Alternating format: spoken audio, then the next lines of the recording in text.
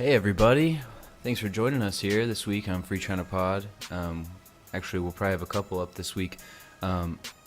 This is episode 26, FreeChinaPod. So again, we appreciate you guys joining us. This one we talk a lot of stuff, talk a little personal life at the beginning. Went to a wedding this weekend, shout outs to the married couple. I hope you guys have a long, happy marriage for the rest of y'all lives. Then we move into a little bit of Taiwanese politics, jumping off the point of we were discussing the latest Red Candles game. Everyone go check that out. It's called Devotion.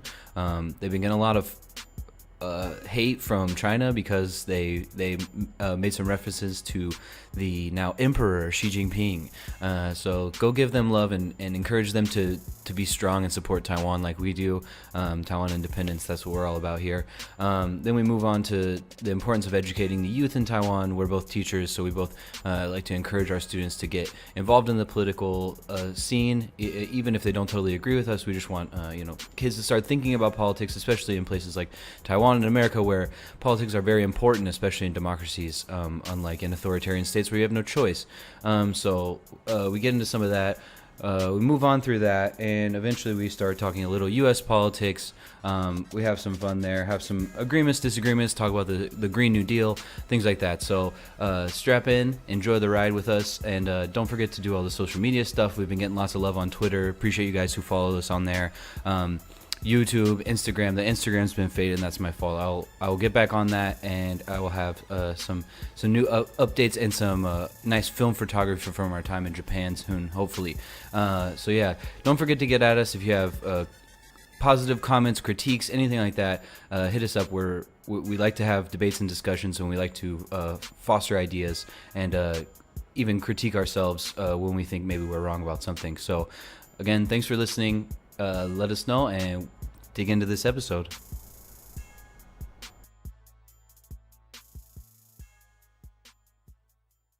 All right, we're doing it. We got episode 26, Free China Pod. It's real, man. We're deep into the game. Is it real? This is real life, man. I don't know about that. Speaking of real life, I went to a wedding today. That's real life, man. Whose wedding was it? It's my buddy from America. I worked for his mom for like four and a half or 5 years in college, basically. And she's Taiwanese. She runs a Taiwanese restaurant in the city I went to school in Missouri. And yeah, it was pretty fun. It was like real gaugy, real bougie. But like I met a bunch of real like cool people there. Shout outs to the newlywed couple, because they're like, it was really nice. I had to sit at the all foreigners table, which is not always my favorite thing, but the foreigners were cool. I mean, they're all like friendly people, and I met like some 16-year-old exchange student that was with me, and I thought he was like a college exchange student, because he said he was an exchange student at first. And I was like my other buddy who like visited America, he's like my boss's nephew or something. It's like complicated. Like I don't actually know if they're like blood related, but like he was like talking to the guy, and he was like, oh, like are you like in high school or like in college or whatever, like what's your major? And he's like, no, I'm in high school. This dude looked like I figured he was like 20 or so. He's like, nah, I'm like 16. I was like, what? All right. But he's pretty like interesting guy, and had like we basically just like talked politics for a while, which was pretty cool. I wasn't expecting that to happen, so that was cool. And he was like, I was like showing him the website and stuff, because we were talking politics, and like it came up. I was like, oh yeah, I have like a podcast and like a website with my buddy Ari. And he's like, oh really, can I see it? And I like showed him, and he's like, oh, I like want to get into like poli-sci and stuff. He was like, can I write an article for your stuff? And I was like, I don't know, maybe like to write something and show it to me. Like, yeah, we'll see. But so it turned out pretty cool. I was sad because I was gonna go out with them tonight, but I didn't. I just like can't really do it, because like they're going out at like 10, and it's just like, oh, I could go like have like, I could eat a little food and like have one beer with you guys, and then I gotta like run to the train station. So kind of sucks. It's not in Zhongli. No. They were in Taipei. So yeah, so it was rough. I woke up at 8:30 a.m. today to go and wore like a nice a dress pants and a shirt and bow tie and suspenders and went up to Taipei and. So it's a little rough. Taipei's not my favorite city, but it was fine. It was really good. Like I had fun. I just wish that it would have been in Zhongli, so I could have just stayed out all night with them and got crazy. I don't miss the north, man. I don't miss the north at all. I don't know. I don't really like Taipei, but the north is all right with me. It's to each his own. Yeah, for sure. It's different. It's different strokes for different folks, you know? But I definitely like the South, too. I just like Taiwan in general. Is Abby coming? You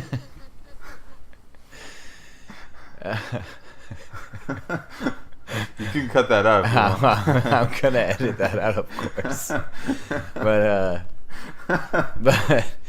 But I think so. I told her to come be on the pod, but she was like, I just woke up from a nap. I'm gonna probably shower and eat. I was like, okay. That's her whole fucking life. It's napping and then taking a shower. That's her whole life. It's just I'm gonna nap and then I'm gonna shower and then I'm gonna eat and then maybe take a nap. It's just like, jeez, Abby, live life a little bit. Some of us have been up since 8:30 a.m. and I went to bed at 3 last night. So yeah, that's harsh. It's a harsh game. It's alright. Fuck, I forgot it's Saturday. My class was canceled today. Yeah, me for some too. reason. It's because you teach mostly adults, so that's a little weird. But some of them have to make up work. Some of them have to work. Oh, maybe that's why. Yeah, because of Araba. Well, no, they only canceled the morning classes. My morning class is like a middle-aged woman and a couple college students. It's possible. Well, the college students, I don't know how the makeup classes and stuff work for them, but for working people, a lot of the working people had to make up today. College is just canceled and canceled and canceled, man. I have for 228, I get Thursday and Friday, and I think the school's closed Saturday too. Versus at work, I get 1 day off. I get Thursday off. That's weird. Yeah. Yeah, I was gonna say you should definitely be getting more than that. It's strange because I'm surprised that up here our school is letting us off for 4 days. That's pretty surprising. It's pretty shocking. Yeah, I don't understand our company is not one to do that very often. They usually try to keep it pretty strict. I don't understand it, but we got to remember the people who died and the democracy that Taiwan has. That's right. And I was talking about this with that guy at the wedding today. It's just it's I think interesting and pretty special that Taiwan came out of a military dictatorship and blossomed into a pretty full on democracy. You could say that for a lot of countries, though. I mean, that's I don't know. I don't feel Taiwan it's is that interesting. common, but go ahead. Korea. I mean, well, most Asian democracies now came out of military dictatorships. Well, a lot of countries in general did, but a lot of them, the transition was a lot more rocky. Yeah, and I feel like the democracies are not as full-fledged. I mean, there are some, Korea. Korea for sure is a good example. But I mean, Japan post World War II flourished into democracy. it's true. They've still got an emperor, but Japan was an interesting case because it's basically controlled by I mean, not controlled, but heavily monitored by the international community, and also, I mean, there's the Marshall Plan and things like that. So, I mean, turning that was a good example of what turning enemies into allies can do for both your country and those countries, which I think is an important lesson to learn. It's a weird case. It's a really weird case. Japan is it's so weird because during World War I, they fought on the side of the Western Europeans, I should say, the Allied powers, essentially. Yeah. The good guys. The goodies. The goodies. Because we're always the good guys. That's right. Yeah, and then World War II, they switched, you know. They turned into baddies. And it's really weird, especially because they decided to back like the people who thought like blonde-haired, blue-eyed people were like the only people that should be alive on the planet. Well, Hitler had some really weird views towards race. Actually, he thought that like Chinese people and Japanese people were like somewhere high up in this racial order as well. He would racial purity or something. No, just like the idea of that some races are like superior, not in terms of purity, just in terms of superiority. But who really cares what the fuck he thought? Because like none of it was based on science. That's a good point. That's a good point. Yeah, who the fuck does care what Hitler thought? That's accurate. Yeah, I can get on board with that idea. I mean, like historically, it's like interesting to know, but like it's not like we should be sitting here discussing it as if it actually like means anything. No, it definitely doesn't mean anything. I think it's important to know some of those things and to know the history behind some of those things and to be able to debunk some of those ideas. But yeah, I don't think anyone should be discussing them as a logical or rational thought. He has donkey brains. That's for sure. Donkey brains. Have you never heard that? I've heard the phrase, but I don't know if it has any sort of significance. Well, you can look up the memes. All right, I'll check out some donkey brains memes. He definitely had donkey brains before he blew them out. Yeah, I won't disagree with that. It's just a real unfortunate thing that a lot of those people weren't able to be tried and eviscerated like Judas. Honestly, I don't know if it would have made any difference in the world, really. Like, I mean, it's kind of... Yeah, that's actually probably a good point. I mean, it would have been more cathartic, but it probably wouldn't have... In the end, probably wouldn't have made any difference. And there's no justice that can be served when one man is responsible for the deaths of so many. Yeah, it's true. I mean, that's absolutely true. It's also... Although maybe a life imprisonment term would have been better justice. I agree. I think life imprisonment is much more brutal than any sort of execution. I mean, I don't know. You could get into like some medieval stuff that maybe is like that amount of pain condensed in such a small amount of time maybe is worse, or like a protracted torture is worse. I don't think that it's punishment. I mean, I think I don't know, punishment. I think justice doesn't have to mean punishment. Oh no, I agree with you. I'm just saying like if you're arguing in terms of like the catharsis of something, then yeah. But yeah, I think justice. Yeah, the meaning of justice is like something very difficult to parse out, I suppose. I mean, it's like what. I mean, the best justice would be rehabilitation. Like, I think, but it doesn't always feel the best for the people that are victims of those things. Exactly. For crimes with victims, a lot of them do want retribution, but I feel like, yeah, I'm obviously against capital punishment. But. Yeah, same here. I mean, we've talked about that before. We're both. You should read that book. Which one? I was reading the Hannah Arendt book. Okay. It's like, do you know what? Did I talk to you about that? Maybe I didn't. Maybe. It's about the trial of Adolf Eichmann. Oh, okay. Do you know what happened with that? With a trial, I'm not exactly sure. He basically got away. Like, he escaped Germany after World War II. He was like a logger for a while, and then he made it to South America. And he basically started a new life there with his wife and his kids. He just like imported them from Germany. Mm-hmm. And then somebody tipped the Israeli Secret Service off, and they kidnapped him, and they brought him to Israel for trial. Mm-hmm. I did hear about this. Continue. So basically, she's writing all about the trial and like his crimes and whether the difference between his guilt, collective guilt, the dilemmas raised by the fact that he was kind of a bureaucratic killer, that he never directly ordered a death, but his choices led to deaths, whether, him being a cog in the machine meant that he was culpable for the deaths, all this kind of stuff. Yeah. The questions over capital punishment, over whether any justice can really be served through capital punishment, especially when you're dealing with somebody who is indirectly responsible for the deaths of for him, probably tens of thousands, and if not hundreds of thousands, but not millions, because he only, he played his small part. Yeah. Yeah, I recently listened to like a two or three part podcast on Mangala, and Joseph Mangala is very similar. He escaped to South America, and he's a real bastard.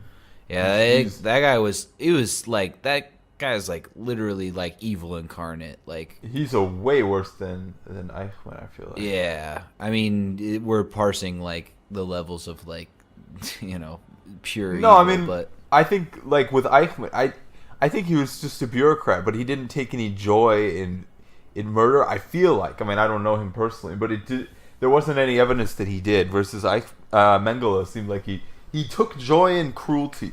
Yeah, Mengele was like, it's understating, but there are really not words to describe him, but he's a very sick bastard, like doing weird experiments on twins and cutting children's eyes out and like stapling to the wall, and fucking that guy was like that's some shit that like you don't even imagine. Like that's not even like on level. It's like above a level of like a horror movie. It's just like some like unfathomable shit that I don't. It's like Saw, basically.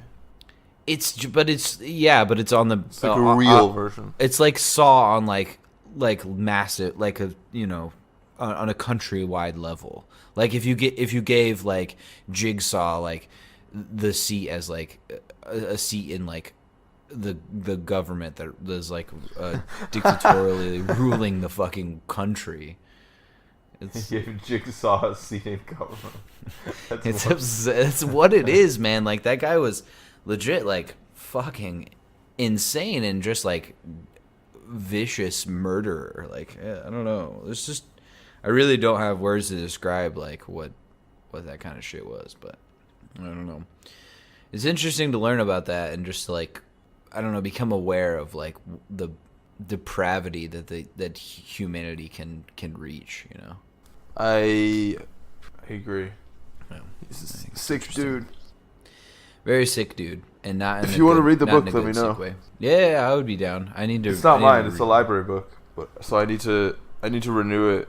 I could see if it's in the Taoyuan library. Maybe I could rent it myself. It's fairly unlikely. This book is not common, but there's 2 or 3 copies at the library here.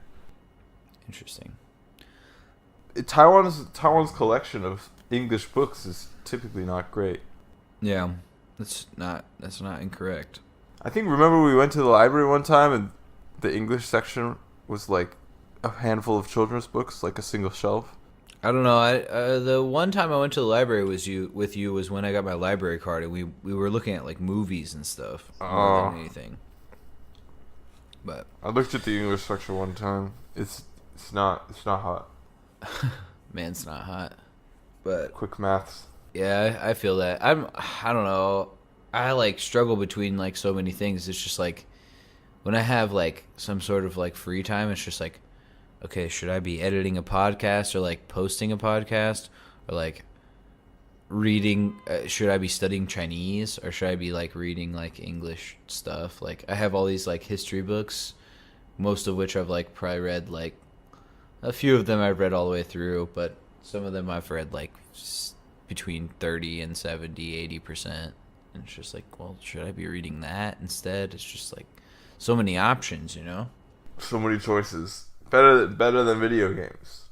Yeah. Oh, hey, I wanted to talk about that. So I want to give a shout out to Red Candle. Did you read the post that I sent you?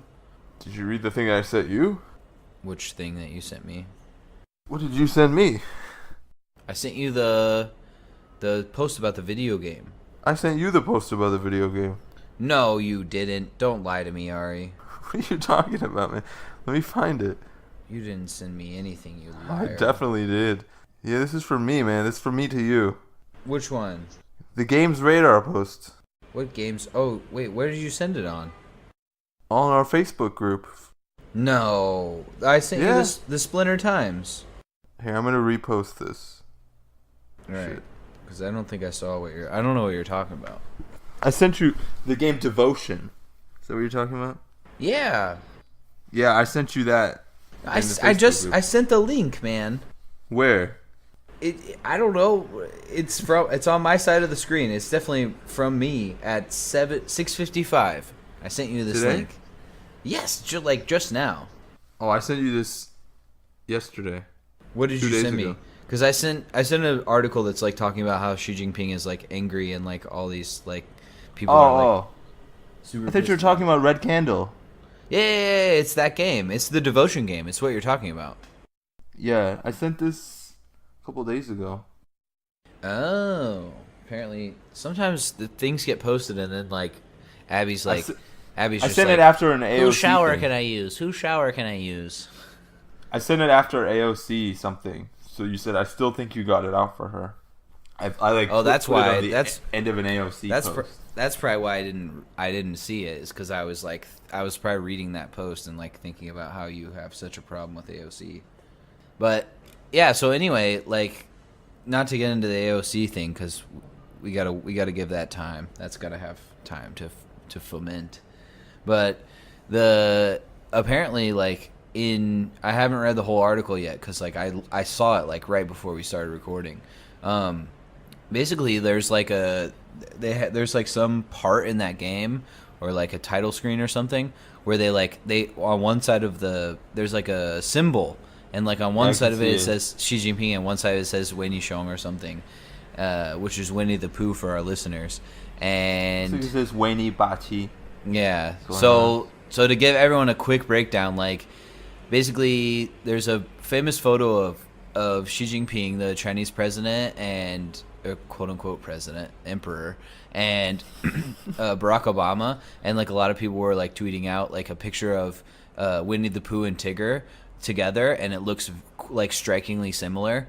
And basically people kept like comparing Xi Jinping to Winnie the Pooh, and like he got really mad, and so like basically they banned Winnie the Pooh from the Chinese market. Like all online stuff got deleted, and they didn't like show the latest Winnie the Pooh, the Christopher Robin movie or whatever, in China because of it, and because he's like a child.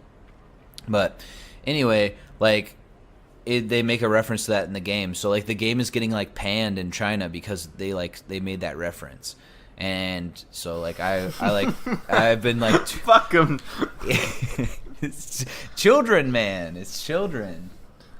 Well, yeah, man. If your enemy country was like roasting your dictator, I feel like maybe you'd get pissed too. Yeah, if you have a dictator, but that's the thing. That's the whole thing about it is that he's a dictator. Like Yeah, I'm they sure like their dictator. Yeah, for now. I mean, Yeah, for now. We'll see how long that lasts. Hopefully not very long, but that's the thing is, man, I can imagine Trump doing the same thing, but that's the joy of having a democracy is that he can't do shit about it because we have free speech. So, yeah, I don't know, but like I want to play that game now. I saw that post and I was like, oh, I want to download this game. I'm checking my Wi-Fi right now to see if I can get Wi-Fi, see how much it costs. It's like I looked at the site. It was like $20, $20 or $30. So $30. I would pay it just because it's like it's a Chinese developer, it's a Taiwanese developer in Taiwan, like producing like that last game. We need to finish the detention game. That detention game was pretty sick. On Steam. It's on Steam. $16.99. The reviews are so low now because of all those Chinese Yeah, it's people. because all the Chinese people have been like giving it bad 6.9. Oh no, 40%. Yeah. 40% positive rating. Oh, the that's good funny. thing is that like people are like getting like there was news articles like in like pretty big newspapers about it. So like I hope people like it gets more recognition because of that. Because that's such bullshit, man. It's just like, oh, our dear leader was insulted, so we're going to give it a bad score even though we like haven't even played it. It's just like so stupid, man. It's $4.99 NT. That's like not the end of the world. I might download it tonight. I feel like I should support those studios, man. Made in Taiwan. You got to support that stuff. Yeah. Are you going to play it? Oh, for sure. I mean, if I download No, I mean like now, or do you want to like we can play it together? we should pod first, and then I'll be down. We can do a little stream after this, maybe. Oh no, I meant like in person, like next time. Oh yeah. I'll download it and wait for you to come over. We can. Or can vice play. versa. Yeah, either way is okay. Yeah, I'm That's down. pretty cool. I would be down to play it. I feel like I need to beat Detention too, but yeah. If anyone out there is a game player, download Detention. Just check out Red Candle Studios and like see what you like from them. But the Detention stuff is really cool, and also for foreign listeners, like it's really nice because they translate everything into English, and the English translations are like really good.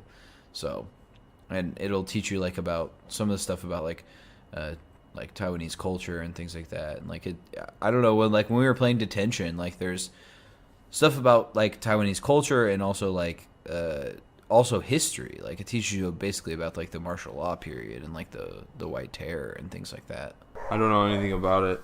I only know like little things, but I mean we have our Ba coming up, which is 228. So for anyone listening, 228 is like basically like a famous is a holiday in Taiwan. It's like a infamous incident basically that like happened where like a bunch of people got killed. Yeah, I don't. I can see the reviews here. They're so. They Chinese. say, fucking developers, it's just a game. Why contain political things secretly? Think we are idiot? I'm gonna tell the truth. No, we are not. But you are. And then the next one. What should I say? Fuck you, jackass. The next one is all in fucking simplified Chinese. I don't want to take the time to read that. It's not worth it. Simplified Chinese is garbage. It's hot trash. Yeah, man. That shows though that how little those reviews mean. It's just like, oh fuck you. So stupid. Why put political things? Because political things are like instrumental to art. That's where some of the best art comes from. Is from like political and philosophical things. Like, of course, but that's what happens when you live in a society where your whole life is dictated by owning an iPhone and having like a apartment that has 2 more ping in it than your neighbor. It's just so stupid. Oh man, this one is written in traditional. It says, 我们中国大陆人可以说习近平不好，你们中国台湾人不行。游戏非常棒，除了政治因素那个要骂名字来。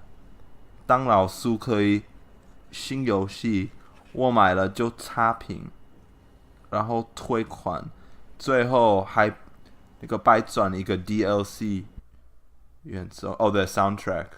我在俄罗斯区，我们那个中华人民共和国人民百姓。So this is not even like a. I mean, you get what he's saying, right? Yeah. You have to translate though, because no one else is gonna understand that.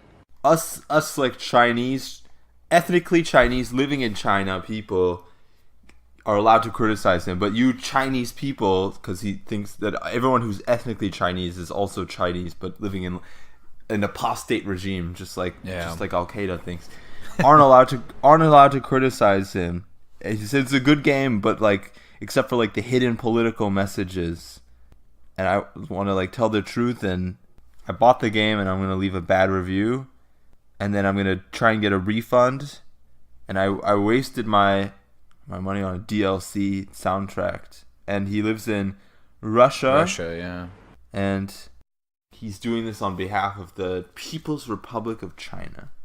Wow, sounds like he's trying to score brownie points, but at least that was like more like intelligent than just you politicals, fuck you.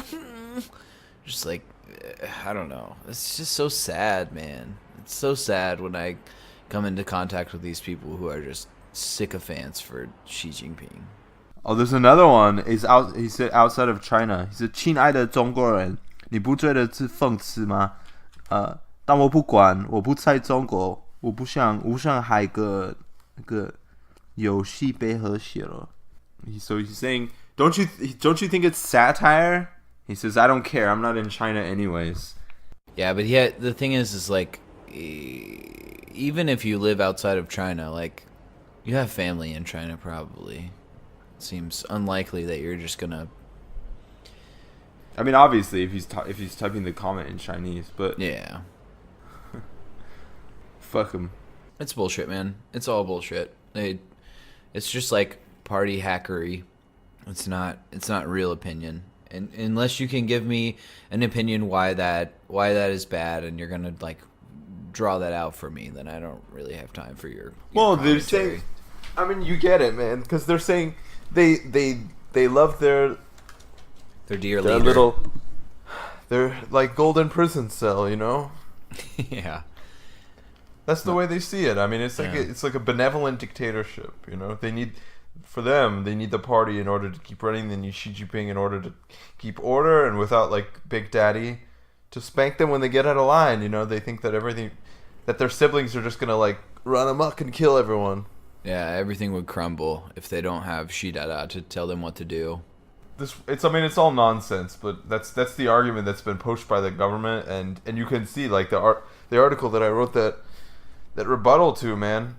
Like, this is not like an uncommon view, and that's published in Hong Kong, man. This is like meant for Hong Kong people, even for Western audiences. Like, basically, shut the fuck up and stop questioning Xi Jinping. Like, he's good for China, and this is what China needs. It needs firm, strong hand to like milk its prostate. Because there's but that just speaks to how weak and like horrible your people are. If you need such dictatorial, complete control that you don't trust your citizens with even the faintest of freedoms, like, well, you're false, you're man. An evil people. Yeah, but that's what, of course it's false. It's completely false because the Chinese. I mean, first of all, I mean Taiwan is the complete antithesis to that. Like, I mean, the fact that you have a country populated by like ethnically and culturally identical group of people who are also Confucian by and large, who form basically a vibrant democracy less than 200 miles away, should basically completely eradicate that argument from the face of the earth. But some people still believe that nonsense, and it's very sad. It's quite unfortunate. I wholeheartedly agree. I mean, that's what we're in one of my classes. We're reading your article on your Bush critique. Oh, really? Your Dick Bush critique. You're forcing your students to read my article. Oh, thank you. Of course, man. It's a good article, and I like they're like not all of them, but like the vocabulary in it is like pretty high level, and also I think it's important for them, and they're like, some of them are like kind of political, and they like will have like discussions with me. So this is like, I feel like it's my duty to like push them to be like more political, because some of them are just like, I don't know if I should be political, but when I like have conversations, it's like, okay, well, like, do you think that would you enjoy being like in China? And they're like, no. And I'm like, okay, well, that's why you need to think about these things now, because like literally you are the next generation. Like, you're the ones that are going to be the politicians and things like that. And I have kids that are in like, I won't say the school, but they're in the best school in the city that I live in. Like, they're in that literally the best school, like highest grades, everything. So it's the school that everyone wants to be in. So I have 2 students from that school and a couple other students from like very top ranked high schools in the city that I live in. And it's just like, yeah, you guys could potentially be the people that are like running shit soon. So you need to be thinking about this stuff. And I agree with you. Worst case scenario, you're voters. Like, you need to know what you're talking about. You can't just be apathetic about this. Like, even more so than in America, like, it's very important for you to be like very active voters and very active in the political system, because the threat is always looming that if you just are passé about this thing and just say, oh, you know, it is what it is, and like, whatever, you slowly drift under Chinese control. And exactly, that's not acceptable. It's not, and in no way is that acceptable. So I'm sure you've seen all the stuff that's been on the news like the last few days, right? Regarding regarding the KMT basically saying that the KMT guy is saying if I get elected in the next election, I'm gonna sign a peace treaty with China. Oh yeah. Without saying what that means. Yeah, I saw And that. like the internet is on fire. Yeah. I don't know why. Oh man. I mean, Tsai Ing-wen is gonna run again, and she's pretty unpopular, so I'm a little nervous about that. But I don't understand how anyone could like support that notion that you just sign a peace treaty. Like, Yeah, exactly. Especially without detailing what that means. Not to mention that there's been been a big scandal about all these former KMT leaders, like they're trying to like pass laws, like basically saying like that KMT leaders like can't go to China and like go to like political rallies because like you have all these old KMT leaders that like basically retire from politics and like go like to these CCP rallies and stuff, and it's just like, how is this not obvious that like they want to sell Taiwan to China? It's like they're like going and supporting like the Communist Party of China. It's just absurd to me. Not to mention that the KMT should be the biggest opponent of China. They're literally were the people that like went to war with them. yeah, exactly. And there any chances they have of like getting power over China in the future, if that's what they still believe that they can do, those are going to be eliminated. Like anytime they Absolutely give zero. the communists what they want. Yeah, absolutely zero. If you sign a peace treaty and you say, okay, well, we're going to have a free discussion and these ideas, we're going to discuss them. It doesn't matter. Like, China is going to take that over. Like, whatever you want to argue, like, the thing is like, if you sign a peace treaty, then the U.S. is out of that argument. And then it's like, if the straight up conflict on conflict, if the Taiwanese military goes against the Chinese military, it's not a competition. So yeah, it's stupid. Anyone that thinks that reunifying with China is a good idea, I think I can say flat out is a fucking stupid person.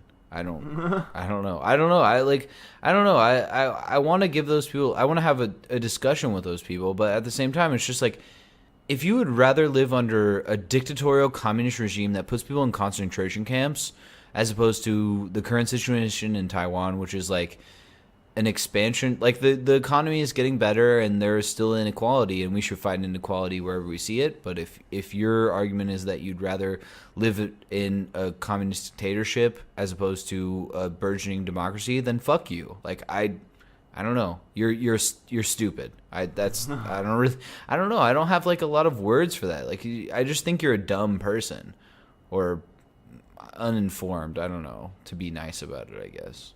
I tend to agree. It's annoying, man. It's annoying, but yeah. I don't know. We shouldn't. I guess we shouldn't dwell on that too much. I mean, I guess we're pretty much in agreement, I guess, about the whole thing, and we'll see how that develops. I mean, I've seen a lot of stuff about like Han Guoyu basically recently, and that guy's also pretty dumb and not really doing anything. But I don't know. You have anything else you want to talk about Taiwanese politics, or there's a lot of stuff going on in America too? Oh yes, there is. That's the biggest thing right now. It's a little I'm not sure how people actually believe. I'm not sure. Like, I would say I have some hope because what I have seen, like, and this is like obviously anecdotal because like, but like in the 我是中立人 Facebook group, there's been like a lot of stuff about like what was the Hangul thing? It was the ni nong wo nong, something like that. Did you hear about all that? no. It was basically like Hungary was like basically some like basically capitulation to China, saying like, okay, like whatever you like, you know, like trying to be more, basically trying to strengthen ties with China. And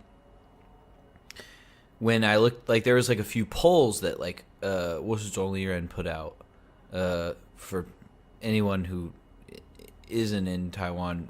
Zhongli is the city that I live in, and 我是中立人 means I'm a Zhongli-ite. I'm a Zhongli person. But they put out a bunch of like posts about that and like things regarding that, and basically like the poll results like came out really well. Like there was like it was basically like who's in favor of like basically closer ties with China. It's like 90% not in favor of like basically growing ties with China or like getting rid of like the some of it was like a 1992 consensus, like basically being like, okay, we should like just get rid of this and like try to like be buddy buddy with China. I'll send you some of that stuff later. You should just go check First out. of all, I mean, the 1992 consensus is basically the basis for any kind of reunification ideas. So if you're trying to get rid of the 1992 consensus, then to be honest, the logical move would be to move in the opposite direction towards a new understanding where there isn't two Chinas, so to speak. There's one China and there's one Republic of China, Taiwan. No matter how you want to conceive it, that it's a separate country and that there can be no reunification when you've got two separate countries. There can be an annexation, an illegal annexation. Yeah, exactly. So the polls that I've seen recently on that Facebook post, which again is like a small amount of people. I mean, it's like a decent chunk of people. I don't know how, scientific. It's obviously not a scientific poll, but it makes me feel better about some of the stuff. Like people, and I see the comments on there, and it's just people like talking about how they're not. It's like this is not China. Like we're not going to like give up our country to China, things like that. So that the last piece of data I read said that basically somewhere around 70% of Taiwanese people disagree with reunification. So it's an overwhelming majority. Not all of them agree with independence as such, and a lot of them would prefer status quo because they really don't understand how threatening that is to themselves. But the overwhelming majority does not want reunification, according to the data that I've looked at. I'm surprised it's even as low as 70%, honestly, because like I don't know almost anyone that's like in favor of complete reunification. But I guess you have like Sun and things like that. But I mean, even in spite of that, like yeah, exactly. There's not many people who want reunification, and most like you said, most of them aren't in favor of like declaring independence, but it's out of fear. Like a lot of like I've asked my students and I've asked other people this, and basically it always comes back to being afraid. It's just like if we declare independence, they're gonna invade, and that's they're gonna invade, or the economy's gonna collapse, or all kinds of things. But like at the end of the day, somebody's gonna have to pick. Like you're gonna have to pick. Do you want economic growth? I mean, do you want to give up your country, or do you want to risk war? Do you want to risk not economic collapse, economic, let's say, calamity for freedom? Like what is your freedom worth to you, basically? I'll tell you one thing: freedom isn't free. Freedom isn't fucking free. costs $1.25 or whatever. Costs $1.05. $1.05. That's right. So, but also, I think this is just like we faced this, man. We're Americans, okay? We faced this thing before. We had a tyrannical imperial government saying that we're part of their territory, and you know what? We just had to put our foot down and said, sometimes gotta shed some blood for freedom. Yeah. I mean, the thing is like, it's a little bit different for Taiwan and China because Taiwan is so much smaller than China. Yeah, but this is not Taiwan versus China. This is America versus China. And we fought enough wars in the past to stop the spread of communism and to stop these dictatorial governments from taking over countries that didn't even want democracy at the time, or didn't have democracy. Yeah. And we fought to save South Vietnam. We fought to save South Korea, and both of those countries were ruled by dictators. So why wouldn't we fight to save a true democracy that wants us, that needs us? Yeah, that was the thing I was gonna say, is that I think the issue is for a lot of Taiwanese people is they don't trust the U.S. to back them in the future. They're worried about wishy-washy U.S. politicians just basically tapping out and not being accountable, basically. So, and I can understand that, but at the same time, the last 30 seconds of my little diatribe didn't record because I walked away from the mic. You bastard. Oops. All right, it's all right. I'm gonna leave it in. Maybe you'll be able to hear it. We'll see. Sorry It's for everyone unlikely. if you can't hear what Ari said, but I'm gonna leave it in, and if you can't hear it, then we'll figure it out. But it's all Yeah, right. we'll figure it out. Anyway, basically, yeah, I think America needs to step up in a big way, and that's a big thing about an article that everyone should go read. Ari's article on FreeChinaPost.com about his rebuttal to Dick Bush, and Little Dicky. basically, yeah, little Dicky Poo, basically saying that Dick Bush said that Tsai Ing-wen shouldn't speak in front of Congress, and I think absolutely unequivocally that he should. She should, sorry. And she should speak in front of Congress and say, "Hey, you guys need to back us because exactly like what you just said, Taiwan Freedom isn't free. Yeah, freedom isn't free. It costs a heavy fucking fee. It costs folks like you and me, Ari. And the U.S., who And if you don't claims put to in be your in buck favor of 05, who democracy, yeah, who's gonna pay the buck 05 if America isn't? And so you need to back other democracies who are legitimate democracies who have issues. Like, there's money in politics here just like there is in the US, and that's a problem, and we need to deal with that. But it's a legitimate democracy, one of the most legitimate democracies in Asia, if not arguably the most legitimate, and has freedom of the press and things like that. And we need to work with those democracies as opposed to worrying about, oh, what about Chinese money? Because obviously with the tariffs and things like that, it hasn't even mattered, man. It hasn't made almost any difference. The U.S. economy is growing. Taiwanese economy is growing. And that's what I've tried to tell my students is they're like, what about the Chinese economy? It's just the Chinese economy is dying right now. It's in a down slump. The Taiwanese economy is going up. All China does basically is essentially just steal technology from other countries. That's what they do. That's how they make their money. Is they steal technology and then they use it and develop it in their own country. And if you cut them off from that, they're fucked, man. To put it pretty bluntly, they have no shot at anything. If you start to cut them off and you say, okay, well, we're cutting you off, one, economically, and two, if your people want to come work at our companies, too bad, because we don't trust you anymore. I agree. We got to take a stand for freedom. That's right.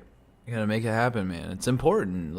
I mean, as much as I'm for, I'm borderline full blown socialist, but you have to have when regarding elected officials and things like that, you absolutely have to have democracy. You cannot be just allowing because China is a faux communist state anyway. It's just you can't allow these dictators to continue to rule and basically create these big brother states where they're just monitoring the people, and if they don't like you, then you can't leave the country and things like that. It's hard pass. Swipe left on that shit. Exactly. Anyway, we can talk American politics. What American politics do you have to talk about? What do we have to talk about? Oh, okay. Yeah. Of course. I think we should talk about the Green New Deal. Okay. I think we should talk about what else is there going on right now. Well, I mean, who was it? Bernie's candidacy. I think we can talk about AOC, but I think we've pretty much hit a stone wall where we're just kind of both wait and see. Yeah, I think we got to leave AOC alone for a little bit and see what happens with that. But I've got poison in my veins for that girl. I know you. I know you do. Fan. I know you do, and I don't think it's going to do us any favors to talk about that anymore. I feel like we're just getting an argument, but I heard it's fine. And apparently, oh, sorry. Apparently nothing, Jordan. Apparently, so there's the story. Did you hear about the story with the labor secretary? No. Trump's labor secretary? No. Did you say no or did you say yes? I said no. Okay, well, apparently he broke the law because he signed a plea agreement with Jeffrey Epstein, and it was a secret plea agreement, and so there's a lot of hubbub about that now.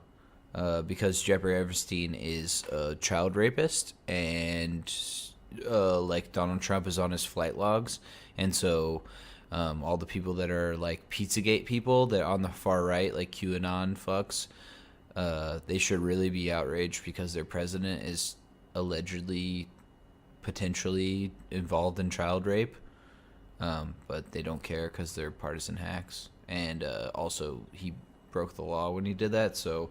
What did he do? Well, he made like a secret plea agreement with like the people representing Epstein, basically, and apparently that like was illegal. Who made a secret plea agreement? I forget his name. What is his name?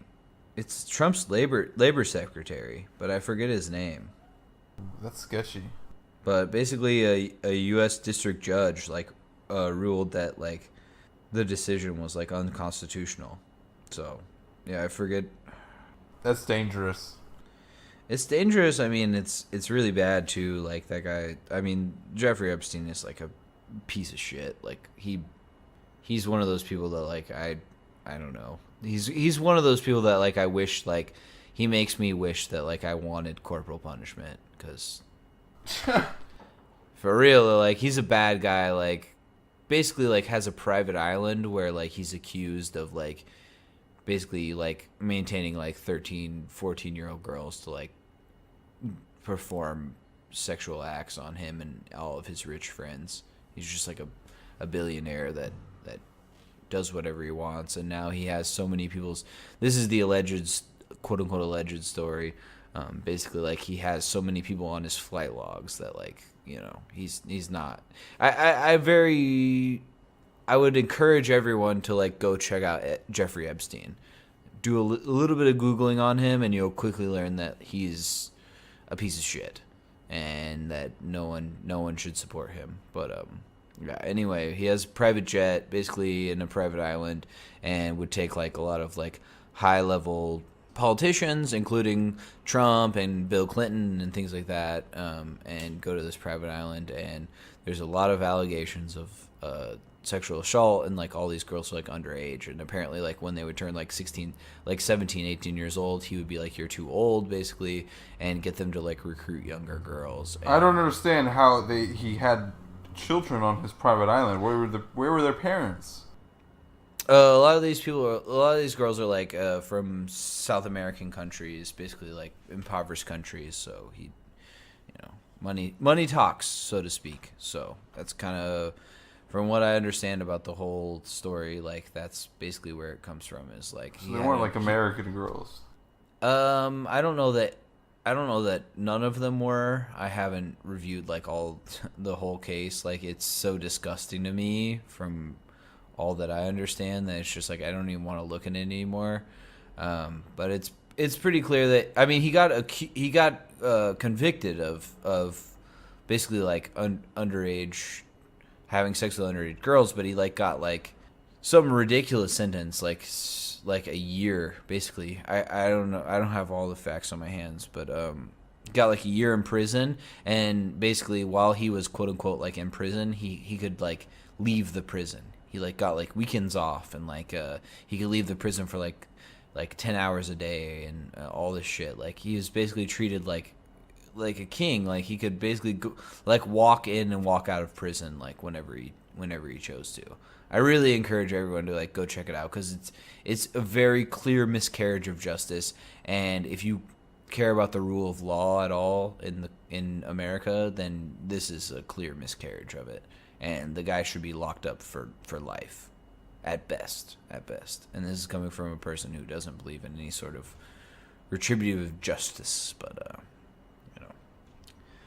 fuck Jeffrey Epstein. I think that's a pretty shouldn't be a controversial statement to make.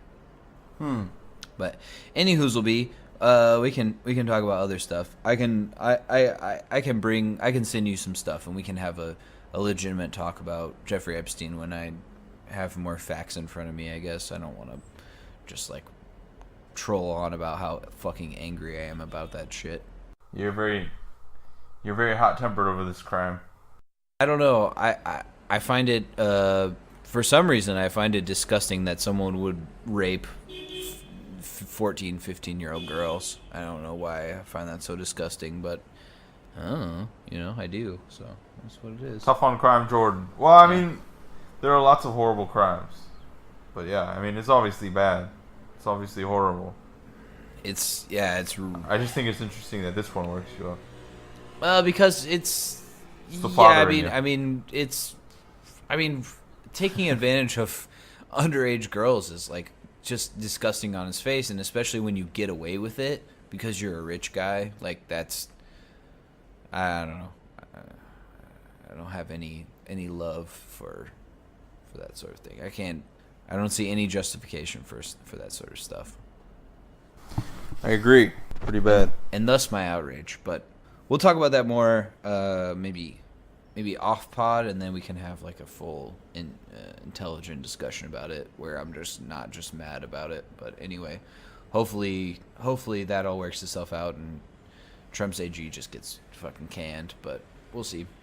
I mean, hopefully the whole Trump cabinet ends up in jail. That would be great.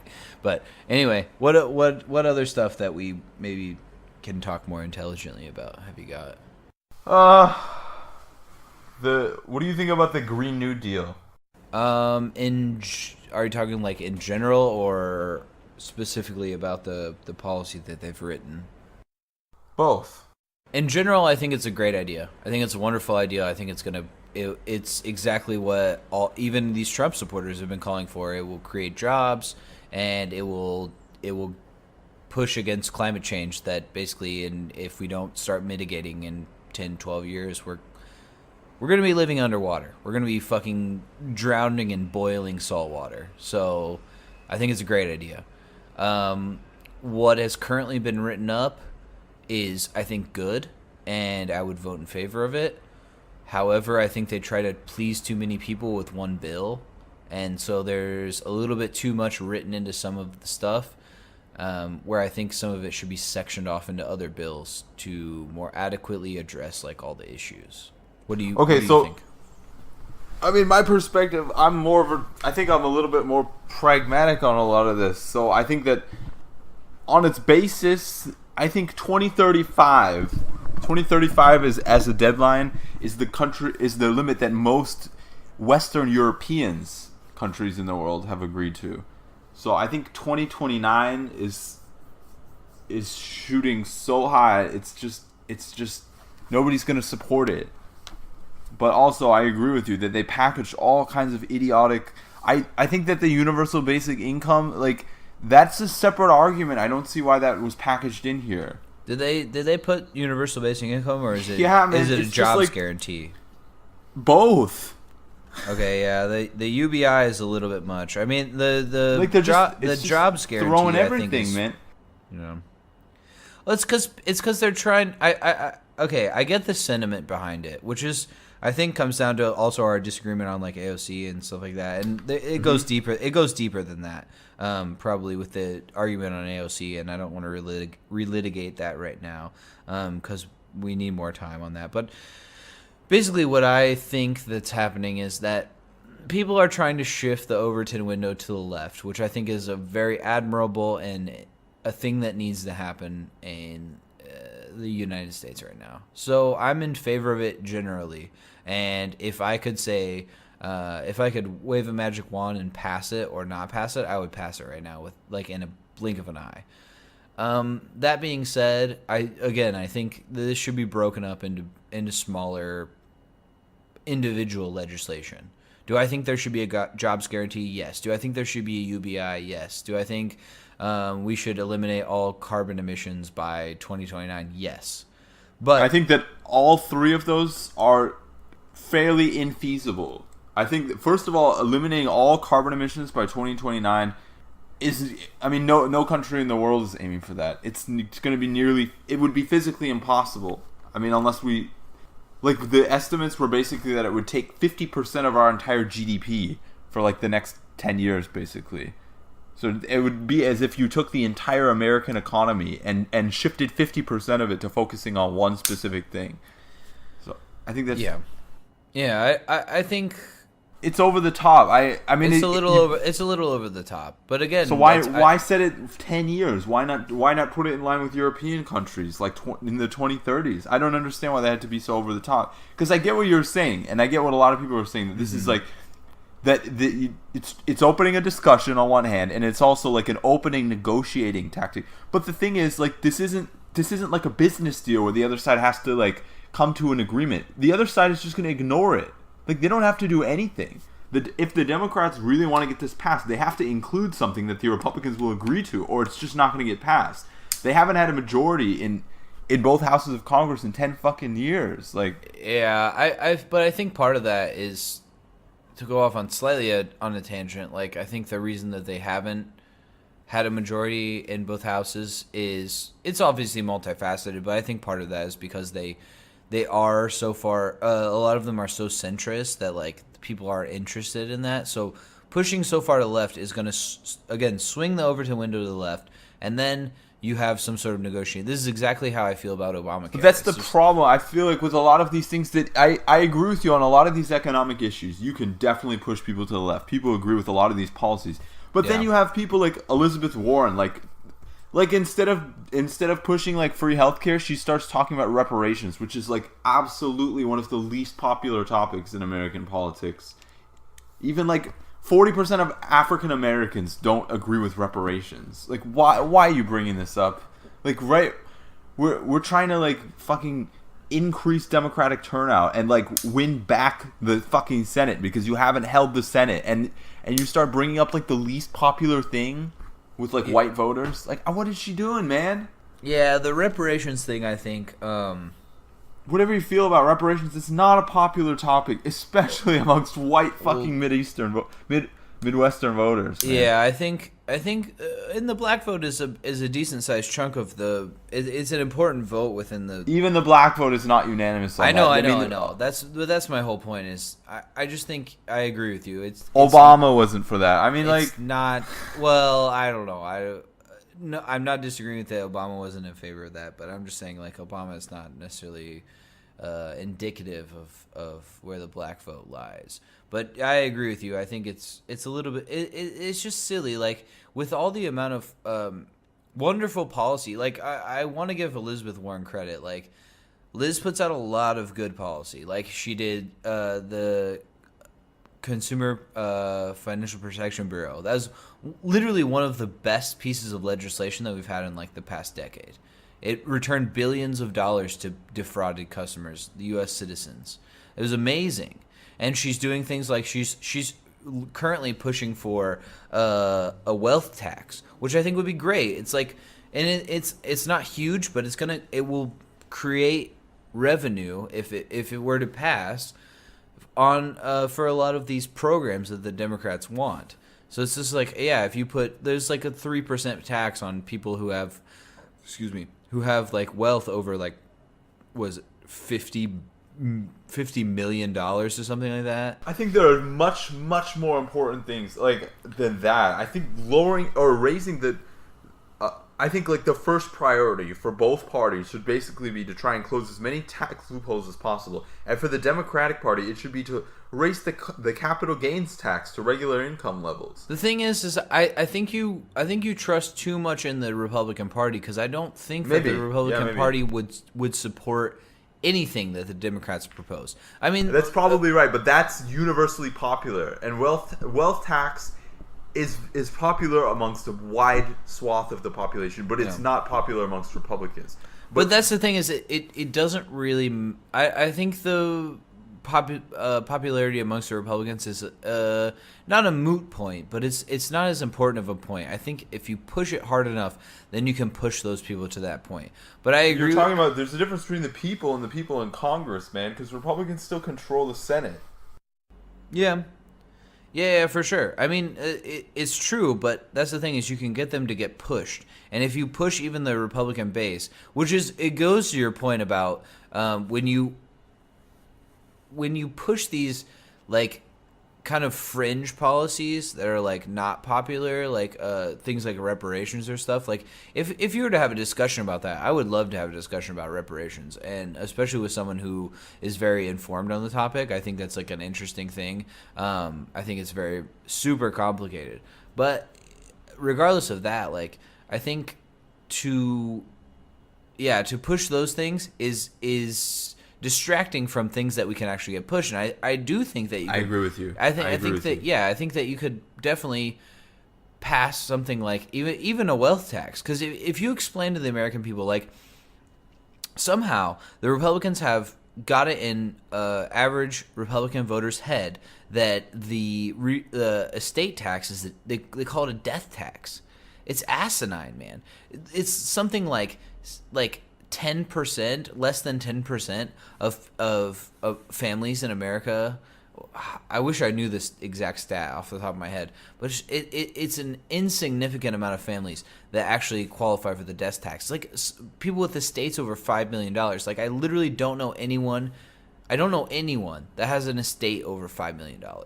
Like that's an absurd amount of money to have, and not to mention that if you need to push the narrative and you need to excite the Democratic voters and also the Republican voters to say, especially the Republican voters, because you say, aren't you the party of personal responsibility, and you're not in favor of handouts, correct? And they'll say yes. Of course, they'll say yes to both of those. And you say, so why should someone who hasn't worked a fucking day in their life get millions, if not billions of dollars from their parents just because their parents died? That's not merit-based. That's not a merit-based system. That's a handout system. That's not the way they see it. That's counter to Western culture, man. That you can pass a legacy onto your children. It's good sperm club, man. It's good sperm club. Yeah, my dad was rich and probably got handouts from the government, because that's how a lot of these people get rich. And now I want to burn the bridge behind me. But the revenue that can be collected from that is so minuscule compared to what you could collect if you, like, number one, close to loopholes, and number two, raise capital gains. Why not focus on those ones? Like, closing the loopholes is essentially universally popular. The Democrats don't even have to really make it like a push, but they don't care about that issue. They don't talk about it. What about capital gains, man? Capital gains, like, it's basically the same argument, except the revenue that can be collected from raising capital gains is like 150,000 times what you could collect by raising the estate tax. Why aren't they pushing capital gains? They pick the worst fucking things to battle on. I feel like everything they pick is like unpopular. They're like, let's revive dead issues, and pick things that nobody fucking cares about instead of like picking the crucial issues that might even get passed. Like, I don't understand it, man. Yeah, I would like to see the numbers on all of this, but I agree with you. I think capital gains is also ridiculous, because it's basically you have money and so you invest it, and then it's the exact same thing. It's 100% the exact same thing. You're absolutely right. So I would agree with you. And it's preposterously low. Like, why should it be that low?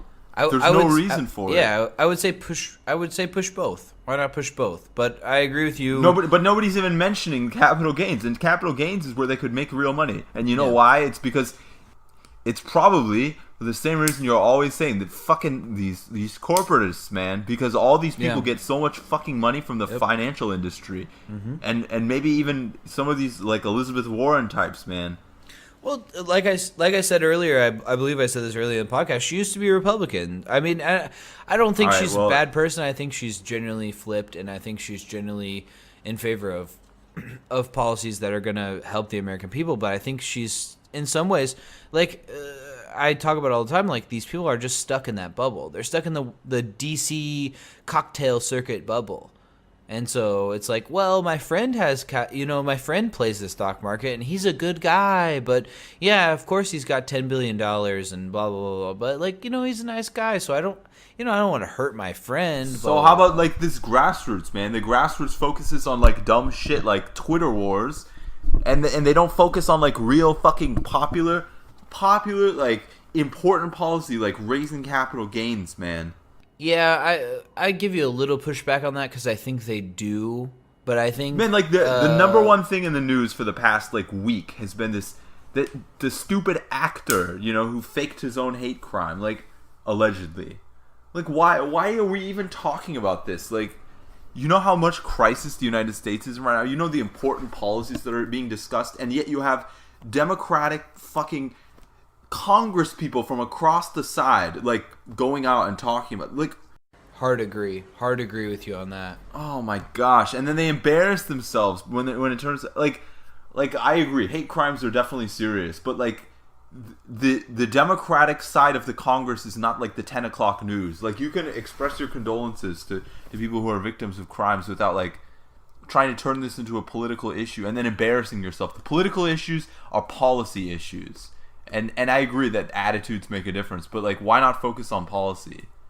Because they're not doing that now. Yeah, I think policy gets too far undervalued. And yeah, I mean, the thing is that, I mean, I get the concern with that. The whole, what's his name? Yeah, it doesn't even matter. Whatever. The Empire star that was basically allegedly he's been charged now. Like basically paid to get a hate crime done against him. And yeah, when it happened and it seemed like it was true, that's fucked up. But again, it's a symptom. These are symptoms, and we need to stop treating symptoms and start treating the root cause, these diseases that are deeply rooted in the American populace and the American system. And I think, I agree, so we should do that by pushing passable policies that are not talking points. They're things that, like, because, like I said, this is not like the business world where both sides stand to gain from legislation being passed. The Democrats have to give something to Republicans if they want to get shit passed in this Congress. Period. I don't know. I disagree with a little bit because it's like the Republicans never give anything to Democrats.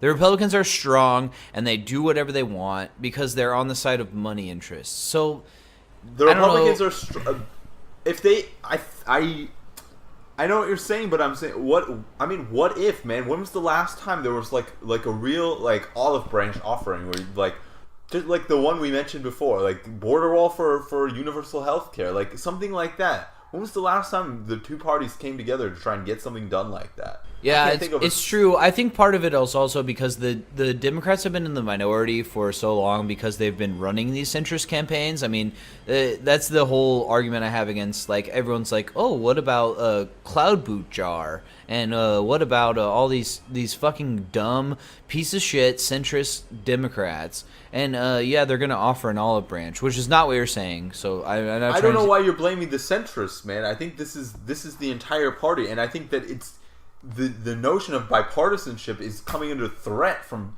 people who are coming from the quote-unquote progressive wing of the Democratic Party.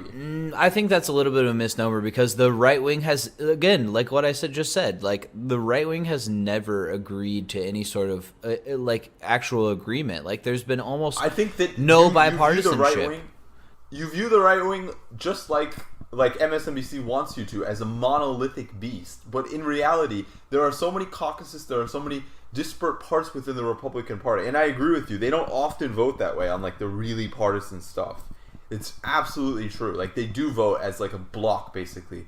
But so do Democrats when it comes down to it on a lot of these issues. But if you have good legislation, you could probably get them to break ranks sometimes. Especially with the president as, like, unpopular as But the thing is the Republicans have not broke ranks with Trump. There's very, very few, like, those never Trump Republicans that started, there's very, very few of them that are actually still in elected office. Let's see what happens when this comes up in a vote in the next couple of weeks for the wall. Because I think my theory is you're going to see some breaking of ranks here. Because there's no way. Because basically they know what this leads to. This leads to the next, in 2020, when there's a Democratic president, man, like we've both been saying, that they're just going to use this emergency privilege for whatever the hell they want. This opens a Pandora's box, and a lot of these supposedly constitutional Republicans will have to take a hard stance, and we'll see what they do, man. I think less of them will break ranks than maybe you think, but I agree with you that some probably will. But yeah, I'm not saying a majority, but I'm saying we'll see how many do. We'll see how many do. Yeah, we will. Yeah, that's absolutely right. We'll see.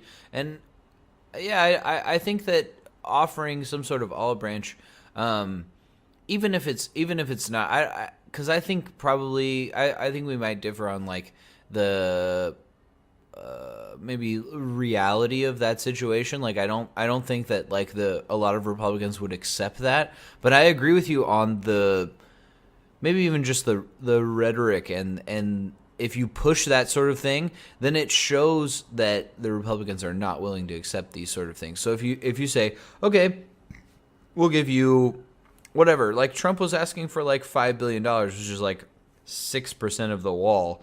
If you said, okay, we're going to give you $20 billion for the wall, but you give us nationalized health care, Trump's going to say no, 100%. And you don't know, man. You don't know. That guy is so fucking ego-oriented. Nah, man. He's like, yeah, I got the wall for you guys. There's no way. He's so surrounded by bought-out Republicans. They would all be like, no, this is evil, like socialist medicine, blah, blah, blah, like, blah, blah, blah. So I don't know, man, because he's gone against his advisor so many times on so many issues. It's not even funny. It's fair, and that's what I'm saying is I would agree with you, and I would say push that. And worst case scenario, then you show that, hey, even 50% of Republicans are in favor of a Medicare for all system, and so maybe you guys need to like shift your political ideologies and push your elected representatives to represent you more.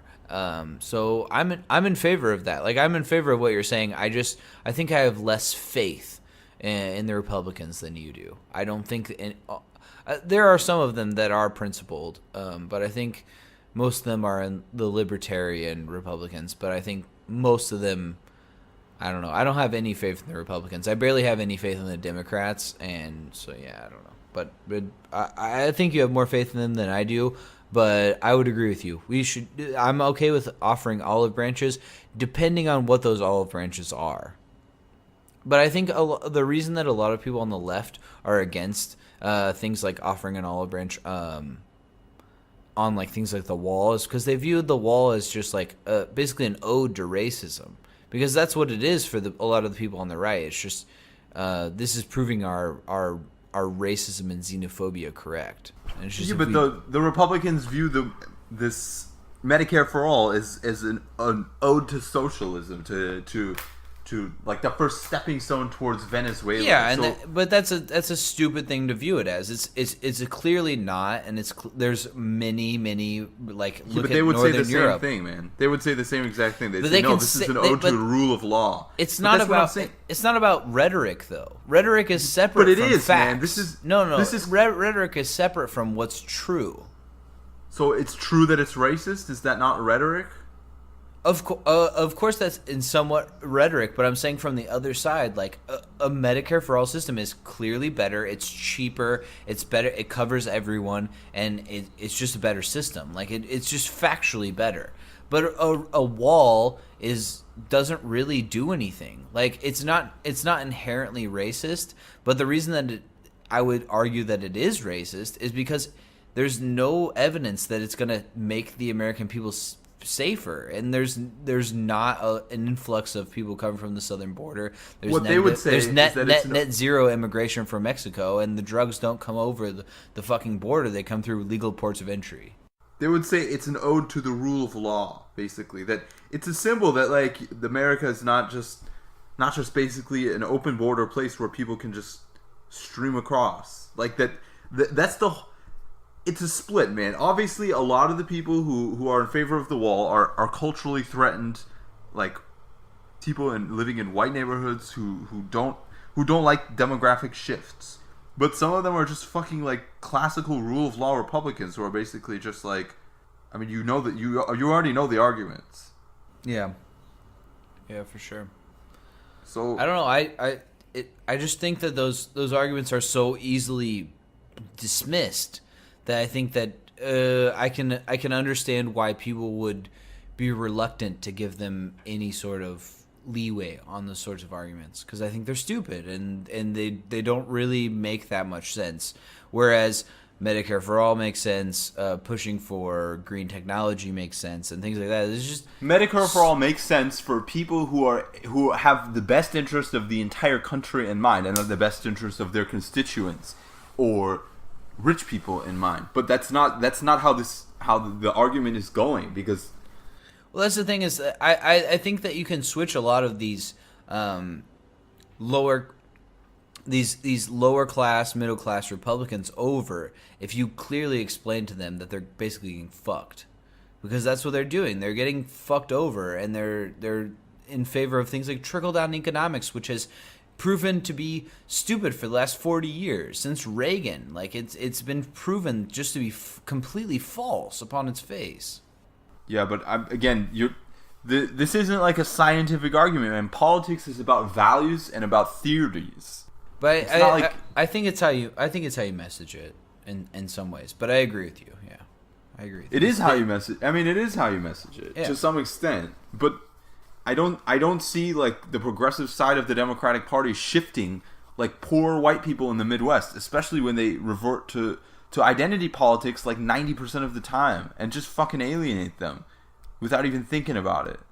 Yeah, I think that's the biggest probably failing of a lot of these quote unquote like the new left, the progressive left, is that they lose sight of these like Midwestern Rust Belt people, and unfortunately it's the same problem that Hillary Clinton encountered, where she basically like tried to court like the centrist vote and turned a blind eye. She turned a blind eye to progressives too, but she turned a blind eye to like these people that are like sympathetic to your ideas. But they're my ideas. Well, no. I mean, her, like, you know, the Democratic platform.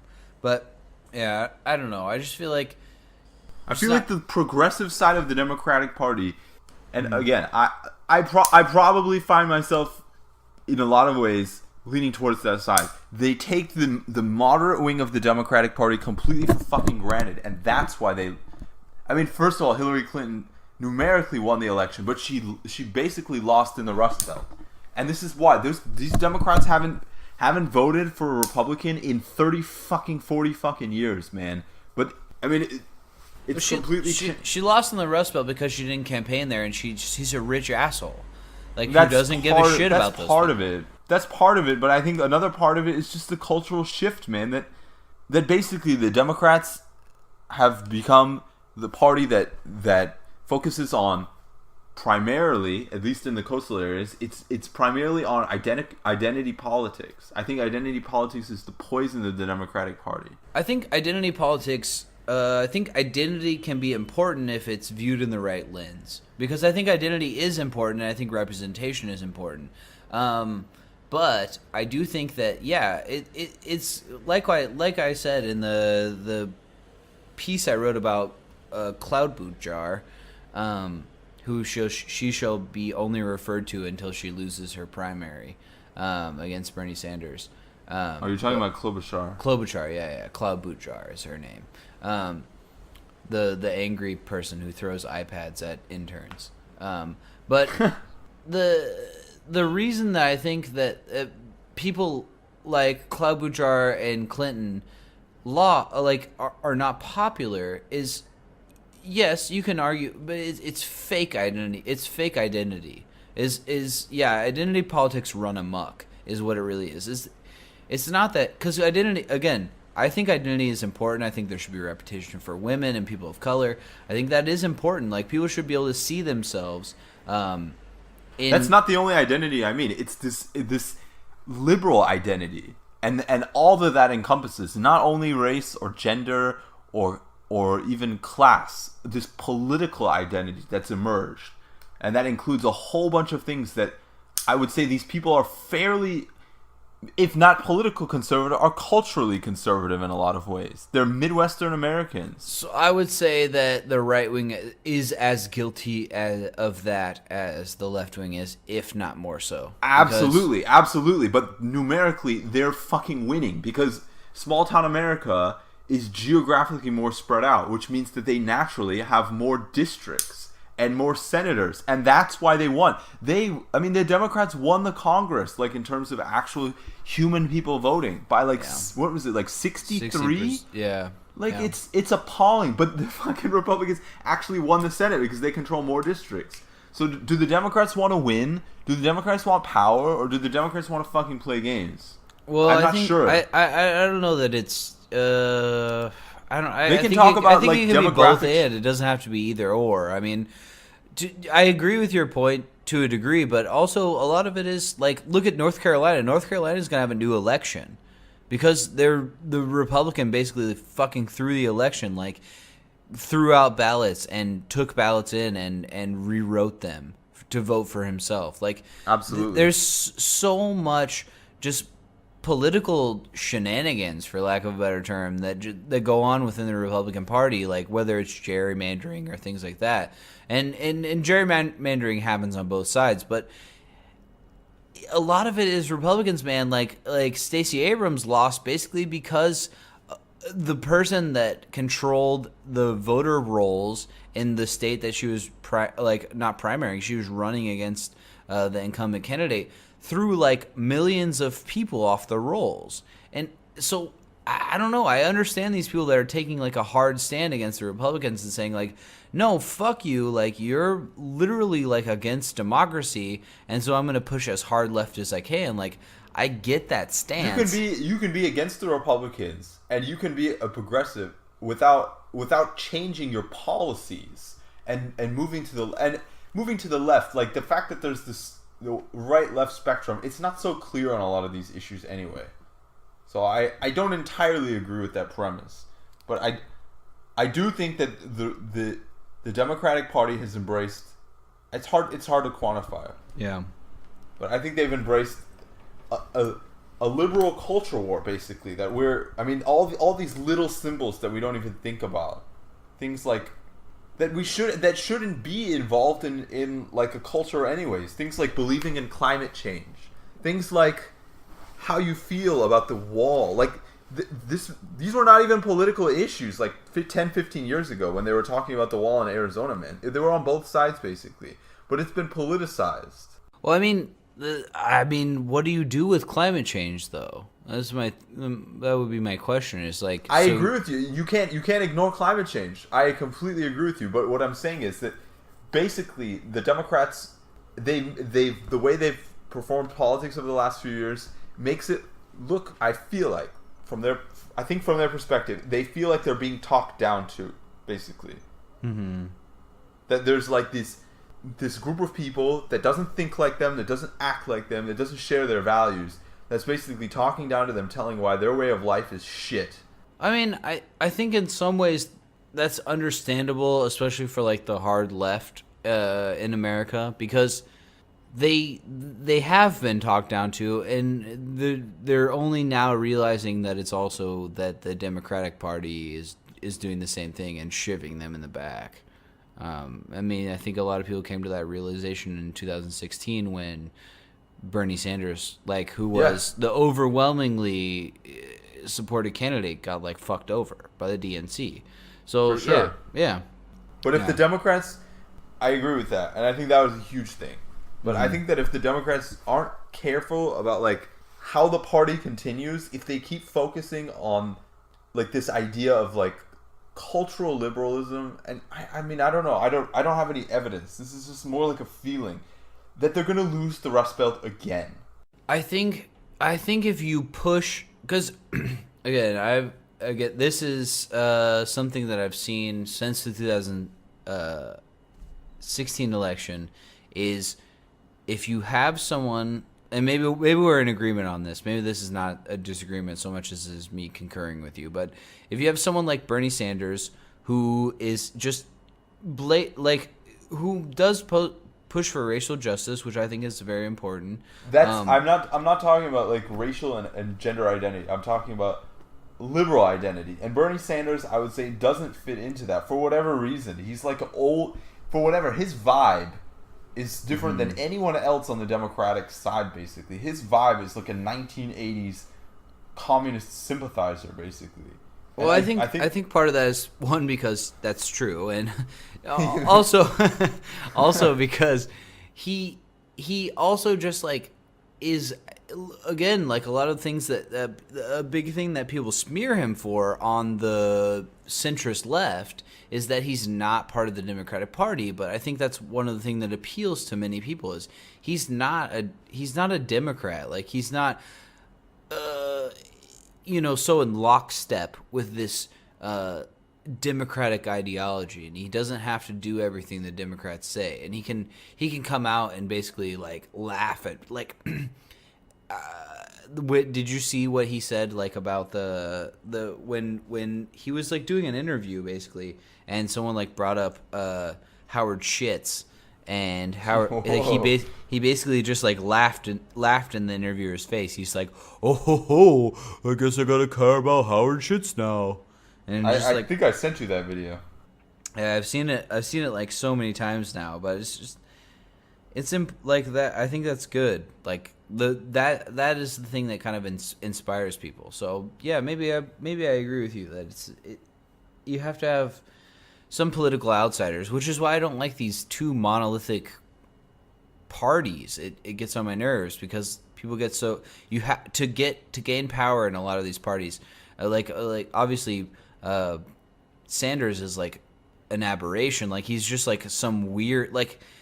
It doesn't even make sense. Like he's an unkempt, like crazy. He's the last real Democrat of the Democratic Party. Yeah, 100%. And he's just not at all. Like it doesn't make sense. Like if you talk to like a political advisor, it's like, oh, you need to like be well kempt. You need to be like have a nice, well fitting suit. And it's just like he shows up to political rallies in like a unkempt hoodie with his hair all crazy. Looks like he slept in the fucking car on the way over. And he just gets out and he goes, the fucking bankers and the 1%, they're coming after you. And it's just like, and people resonate with that because it's just true. Like the bankers, the Republican Party, these rich people, they're fucking you over, and that's what needs to be put out there. And so, I don't know. I think go ahead. I think also a big strong thing for his campaign is that he puts he understands what the popular issues. Well, I don't know if he does this on purpose, but basically, economics historically is always the most popular issue among voters. That's the thing that like people really care about, and that's the thing he talks about. And now economic fairness too.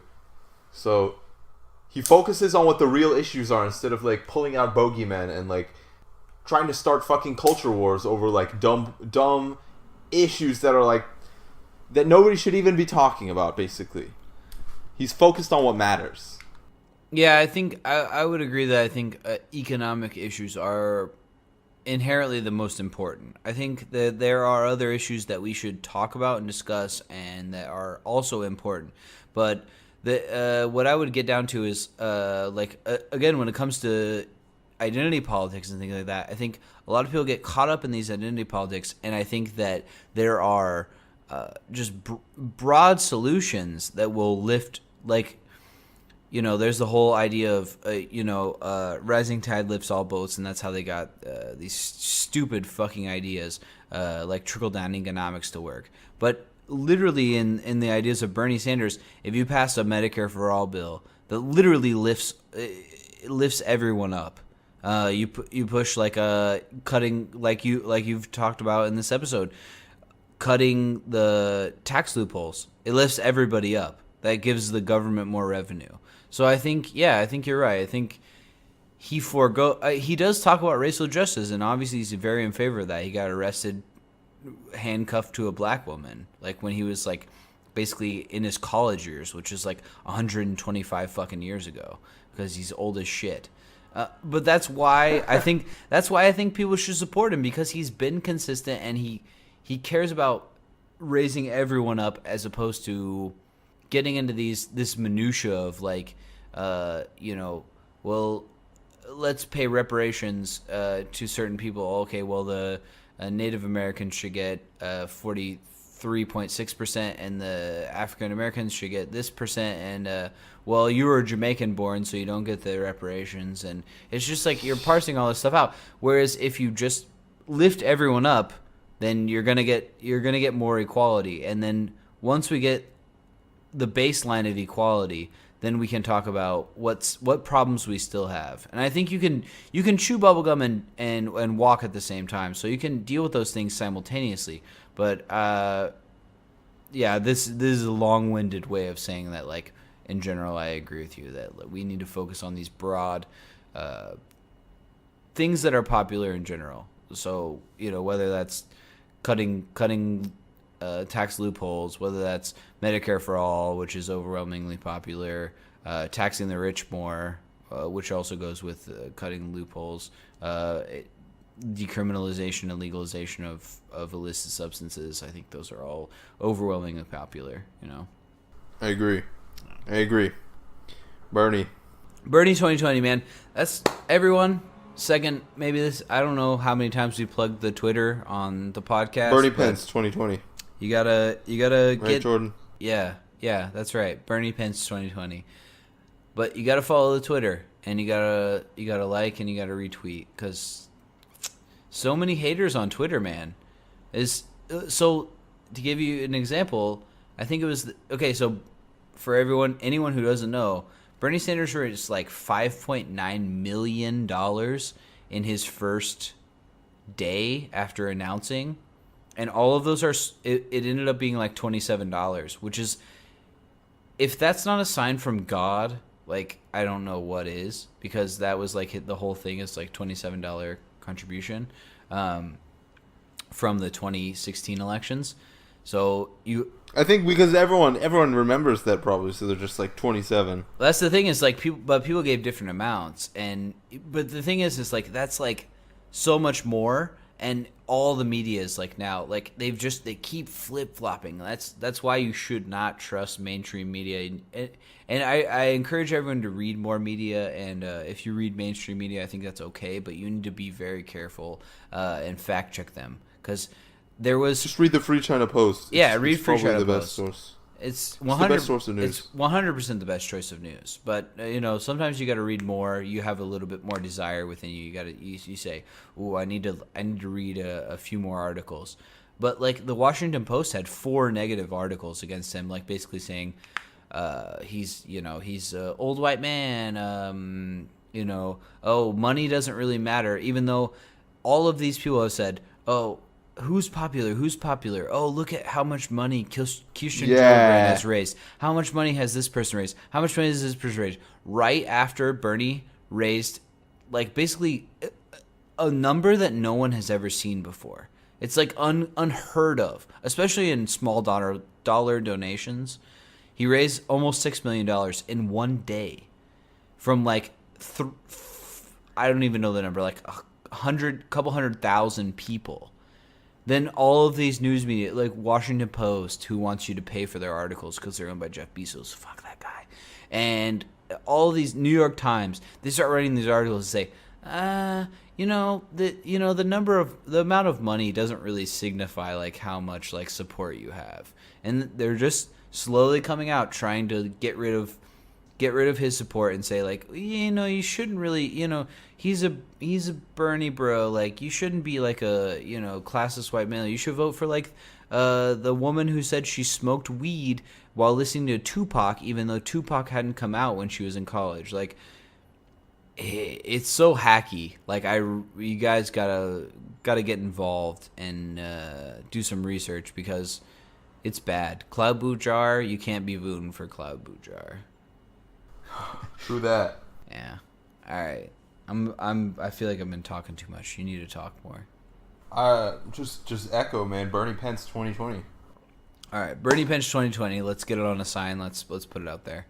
And well, okay. If by the way, if you're not a big fan of Michael J. Pence, whatever the fuck his middle name is, I would be okay with like a Jared Kushner, maybe, or somebody who has that breadth of foreign policy experience. Just like Jared Kushner's good on foreign policy, man. He's friends with the Saudis. Good, yeah, he's good friends with bin Salman. I don't know, man. Who else would be good with Bernie? Bernie, what would be the best? That would be 2 Jews. With Bernie? 2 Jews on 1 ticket, man. I mean, yeah, Kushner is like, that's maybe an unbeatable ticket, or maybe like a. Like white supremacists would be so angry. Because it would be truly the Jews running the world. That's a good point. That's a good point. Well, you could get someone to counteract that though. If you want to not Bernie get and the Cushman. white supremacists to go against them, like you could do like a what's his Condoleezza. Oh, just Condoleezza. like a Bernie and Steve King.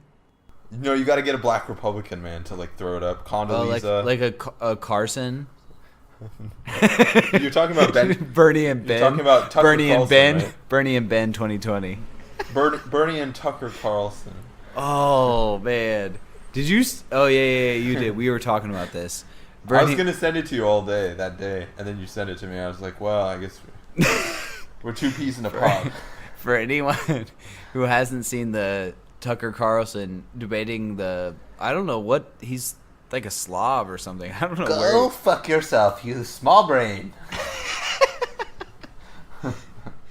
Yeah. So what? Tucker Carlson like basically had a guy on his show who like he did a really good job at Devasia,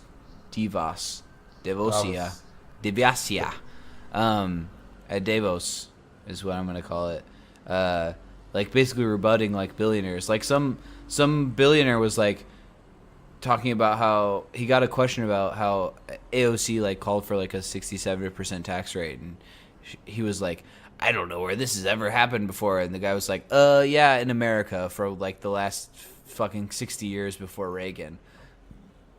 Which we've discussed like exactly what that means. Like it's not an effective rate of like 90, 70, 60%. But anyway, he basically like got invited, I guess, onto Tucker Carlson's show and just basically destroyed him. And Tucker Carlson was just like losing his mind. Well, he was basically roasting him. I mean, he wasn't... I wouldn't say he destroyed him. He was roasting him on his own fucking show. He's like, you take money from the corporations. And Tucker Carlson just, like, flipped... He didn't even go on that long, man. That's why I think that Tucker Carlson honestly staged this, probably. Because... Maybe, Fox yeah. isn't going to touch him. I think that this was done on purpose. Because he was so nice to him, like, starting up, and then he just exploded all of a sudden. Yeah, I think the millionaire, you're a millionaire controlled by billionaires was a pretty good comment. But I agree, and I think that I enjoyed it as a cathartic release. But what I would say is that I wish that the guy, and this is like being, because Tucker Carlson is a white supremacist and a piece of shit, and I don't have any love for him, and I don't really care about his opinions. But because of his audience, I wish that the guy that went on there would have pushed Carlson to like actually like rebut his views and pushed him to the left.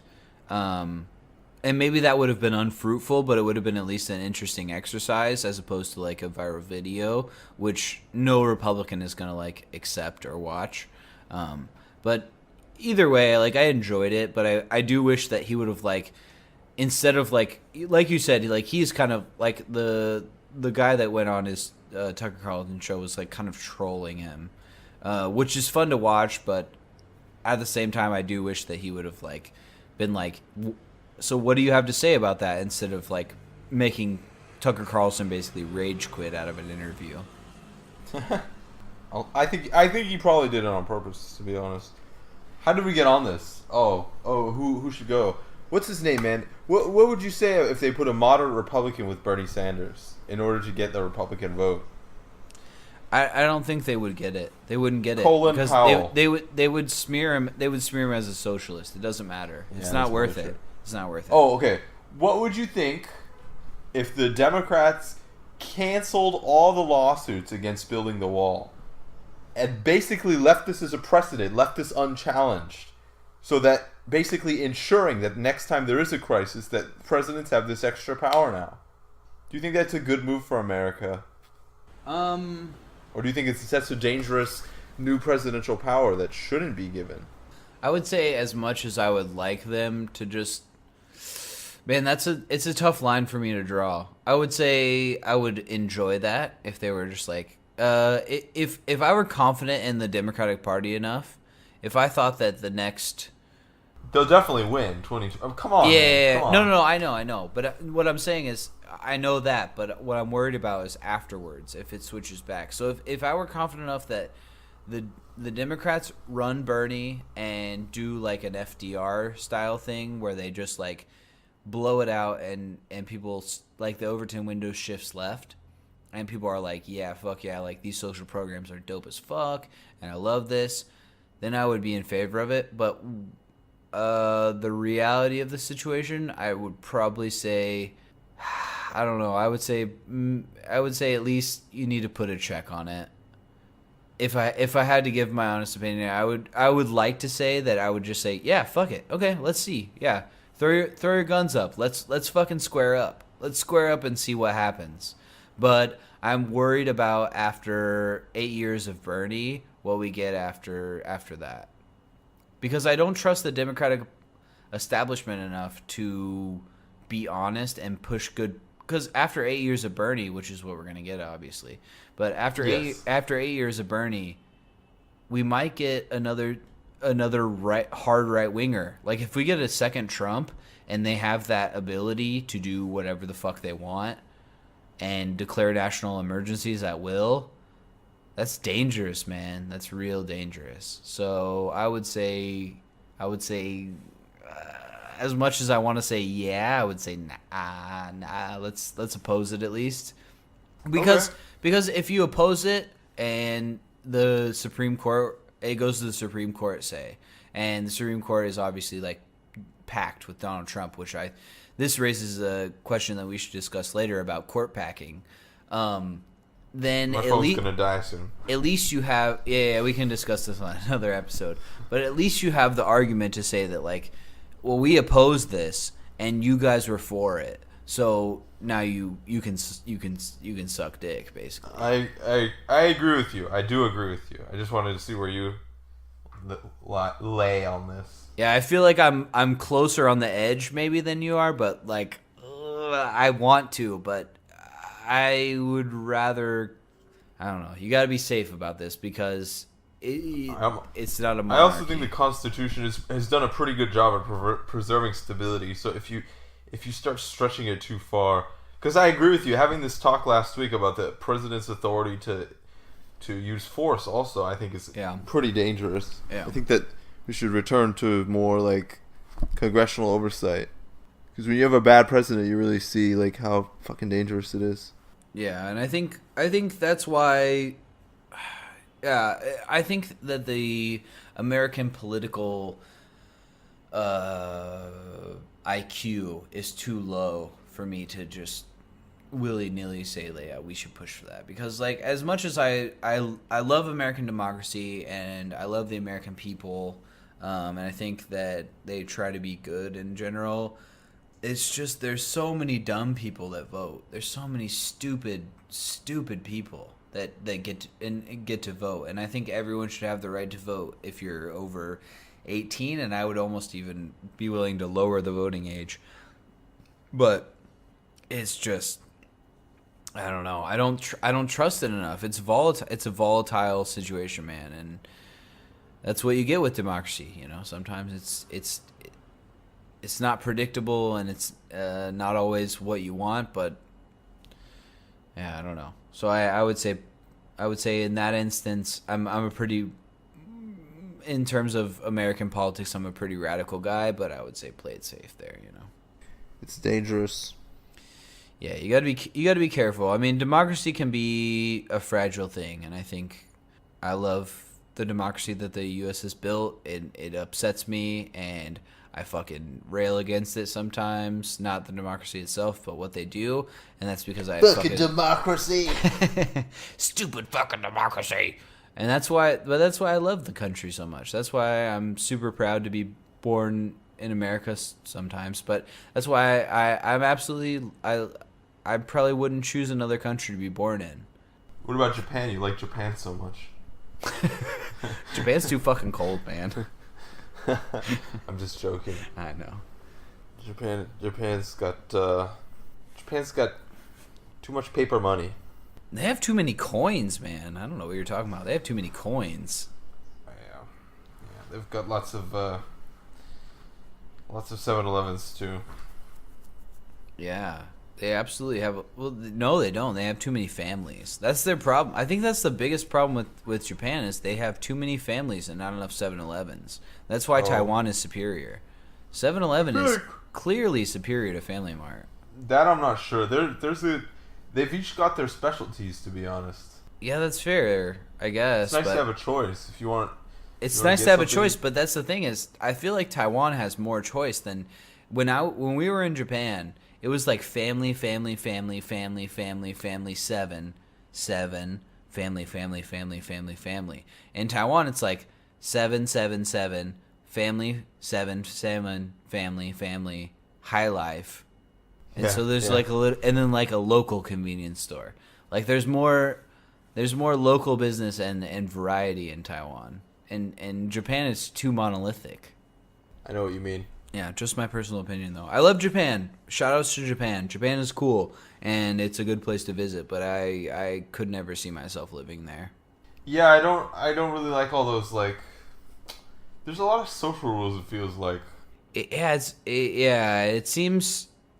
I like the, I don't know, like, politeness and, like, sense of, like, we want our culture to be, like, good and stuff, but like it seems like almost like to a fake degree sometimes in Japan, and that's not kind of like. Go ahead. I think politeness goes hand in hand with coldness, so I think it's the coldness that you're feeling. Maybe. I mean, but there's a lot of people that are like very friendly. Like there's a ton of people that were very friendly, but it's just like there's and maybe I would feel different about Japan if I spoke more Japanese, which is that's a detriment on my part, not on Japanese people's part. But like Taiwanese people, like when I first came to Taiwan, like Taiwanese people speak more English than the Japanese people, and I don't know. It's just like Taiwan is like has like more of a small town feel, and maybe that's where I live. But they have like a more small town feel because it's just like I know people, not personally, because like I've always been able to speak at least a moderate amount of Chinese, not a moderate, base level of Chinese since I moved to Taiwan.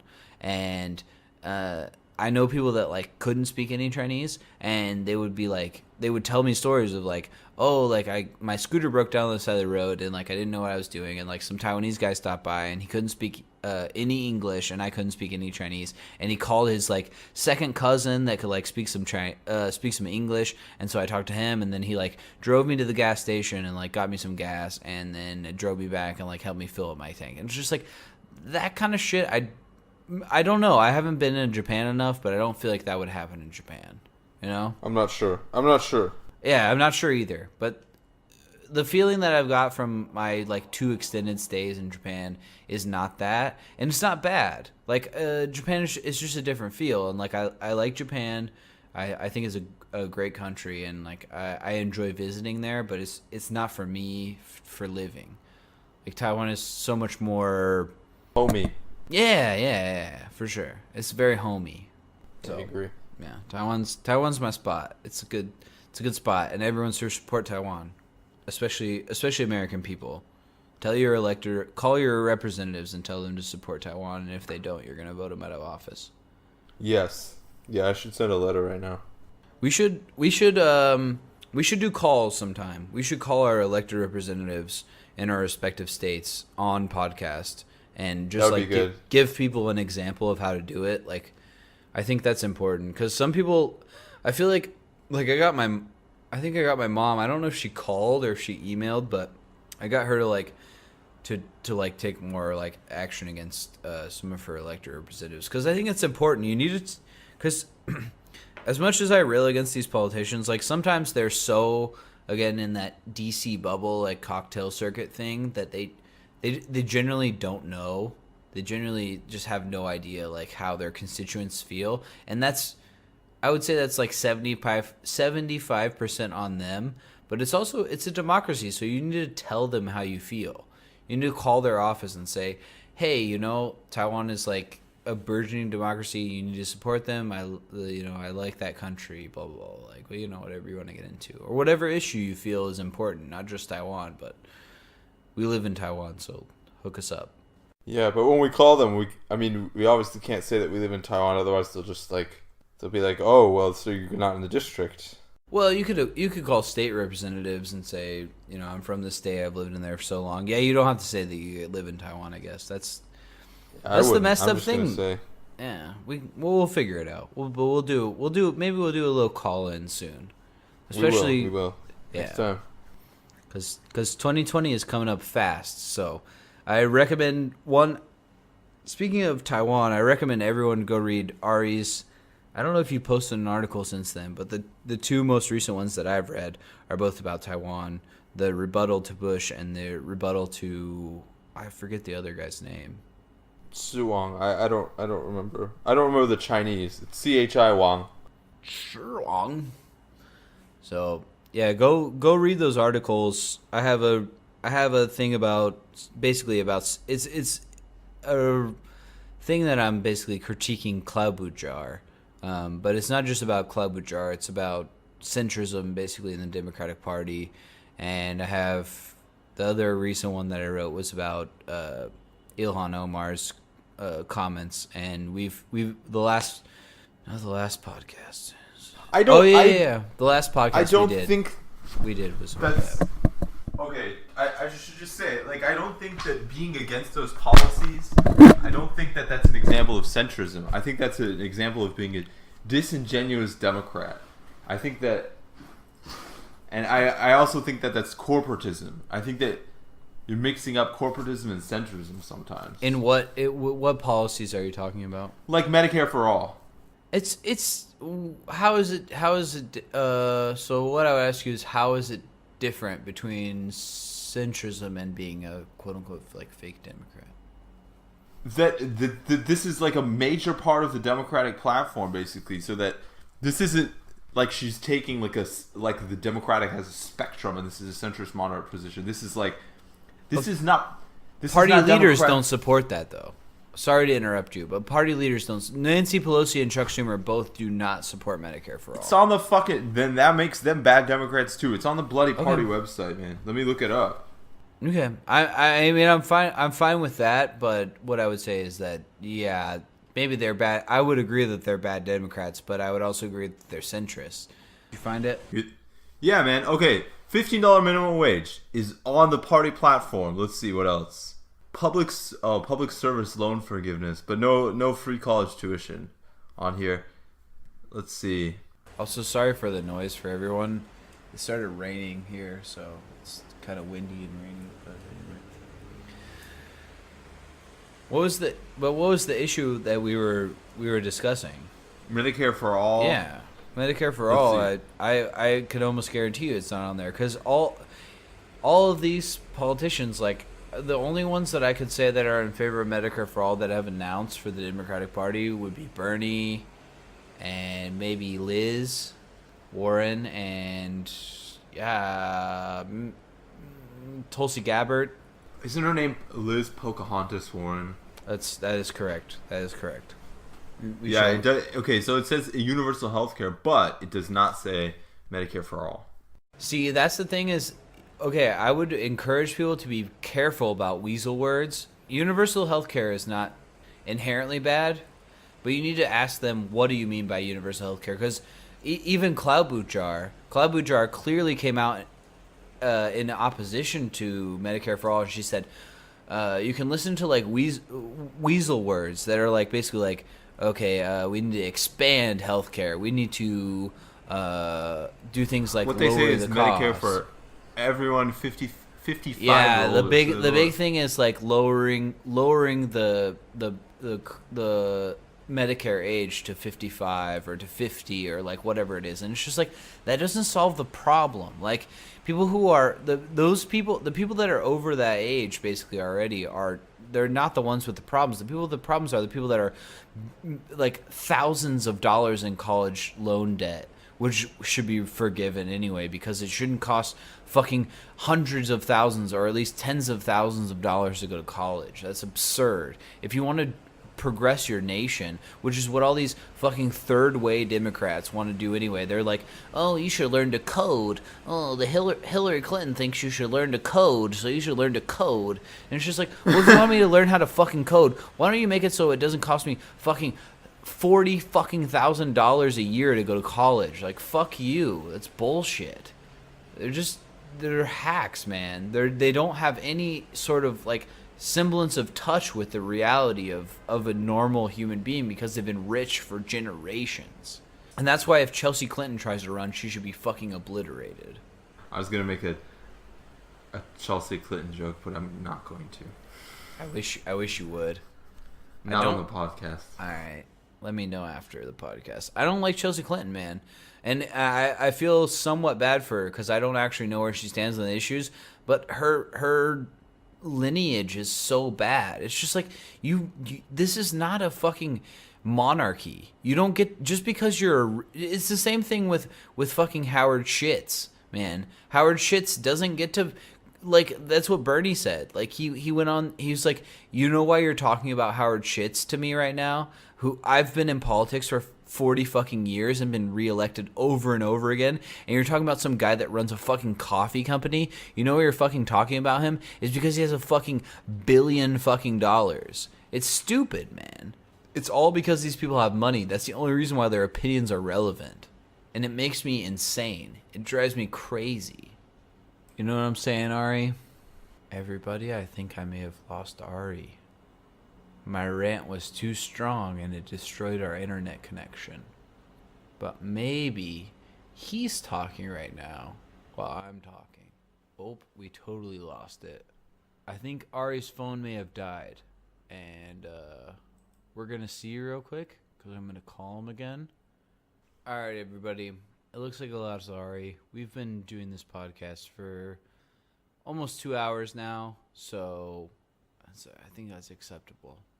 Hope you guys have got something interesting from commentary we've shared. We appreciate you guys listening. Oh, look who's back. Hey, buddy boy.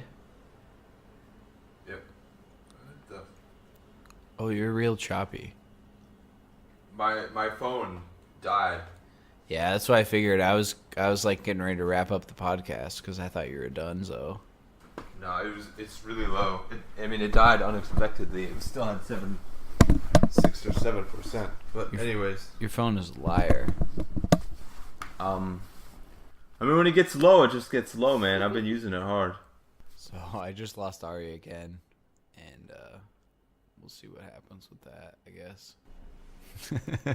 Welcome back. Yeah, man, it's pretty bad. We should probably end it. All right, if you dip out again, then I'll just end it. It's okay. If you can call me later if we need to talk more. But yeah, I don't know. Do you have anything else to say about anything? Anything we talked about? Nothing I can think of. Okay, that's all right then. I feel like we talked about a lot of stuff tonight. So yeah, we did. Yeah, we did all right. I'm gonna post the latest not this episode obviously, but the other episode tonight. So don't forget to listen to that. And everyone at home, obviously you've already listened to that if you're a true fan. So yeah, we'll get this one up soon too. Hopefully I'll have it up by middle of the week. So that's 25 posting, right? Yes, this should be 26. Man, this is the thing is sometimes I lose track of which one is which because we record pretty. Yeah, this is 26, so I will be posting 25 tonight, I think. Yeah, we'll be recording soon. I mean, and also, yeah, again, encourage everyone to go check out the website. Ari just put in a lot of work on the website, so he linked to all like our media posts, like Facebook, Twitter, blah blah blah blah. So if you guys want to check that out, do that. It would be helpful for us if you follow us on us like Facebook, Twitter, and things like that, and share. Yeah, share, man. Share. Rating and sharing is like sharing is actually probably bigger, but if you rate us 5 stars on things like iTunes and stuff, they'll change the algorithm. Basically, makes it so we will get Are a we lot on more iTunes? likes. We are on iTunes, right? I thought we got approved for iTunes. I have no idea. I don't keep up with that. I think we're on iTunes. If we're not, just download Podcast Addict or some other like program. I really recommend Podcast Addict. Hopefully, we can get a little money from them. We're not obviously not going to, but Podcast Addict is like a really good one to use because it basically can find like any RSS feed. But any way you get our podcast, whether it's on YouTube or whatever, if you rate us 5 stars, the algorithms will help us to get more listeners. And also share. Like sharing is like the big thing. It will help us immensely. So yeah, don't forget to do that. On Facebook, you can invite people to like the page. On Twitter, you can retweet us and recommend us and things like that to your friends. So yeah, anything you guys can do, we do appreciate it. It means a lot to us. So thank you guys, even just for listening. We do appreciate it. Yeah. Yeah. But yeah, I guess we'll get out of your guys' hair and yeah, I don't know. We'll have another one out for you guys soon. So we love y'all.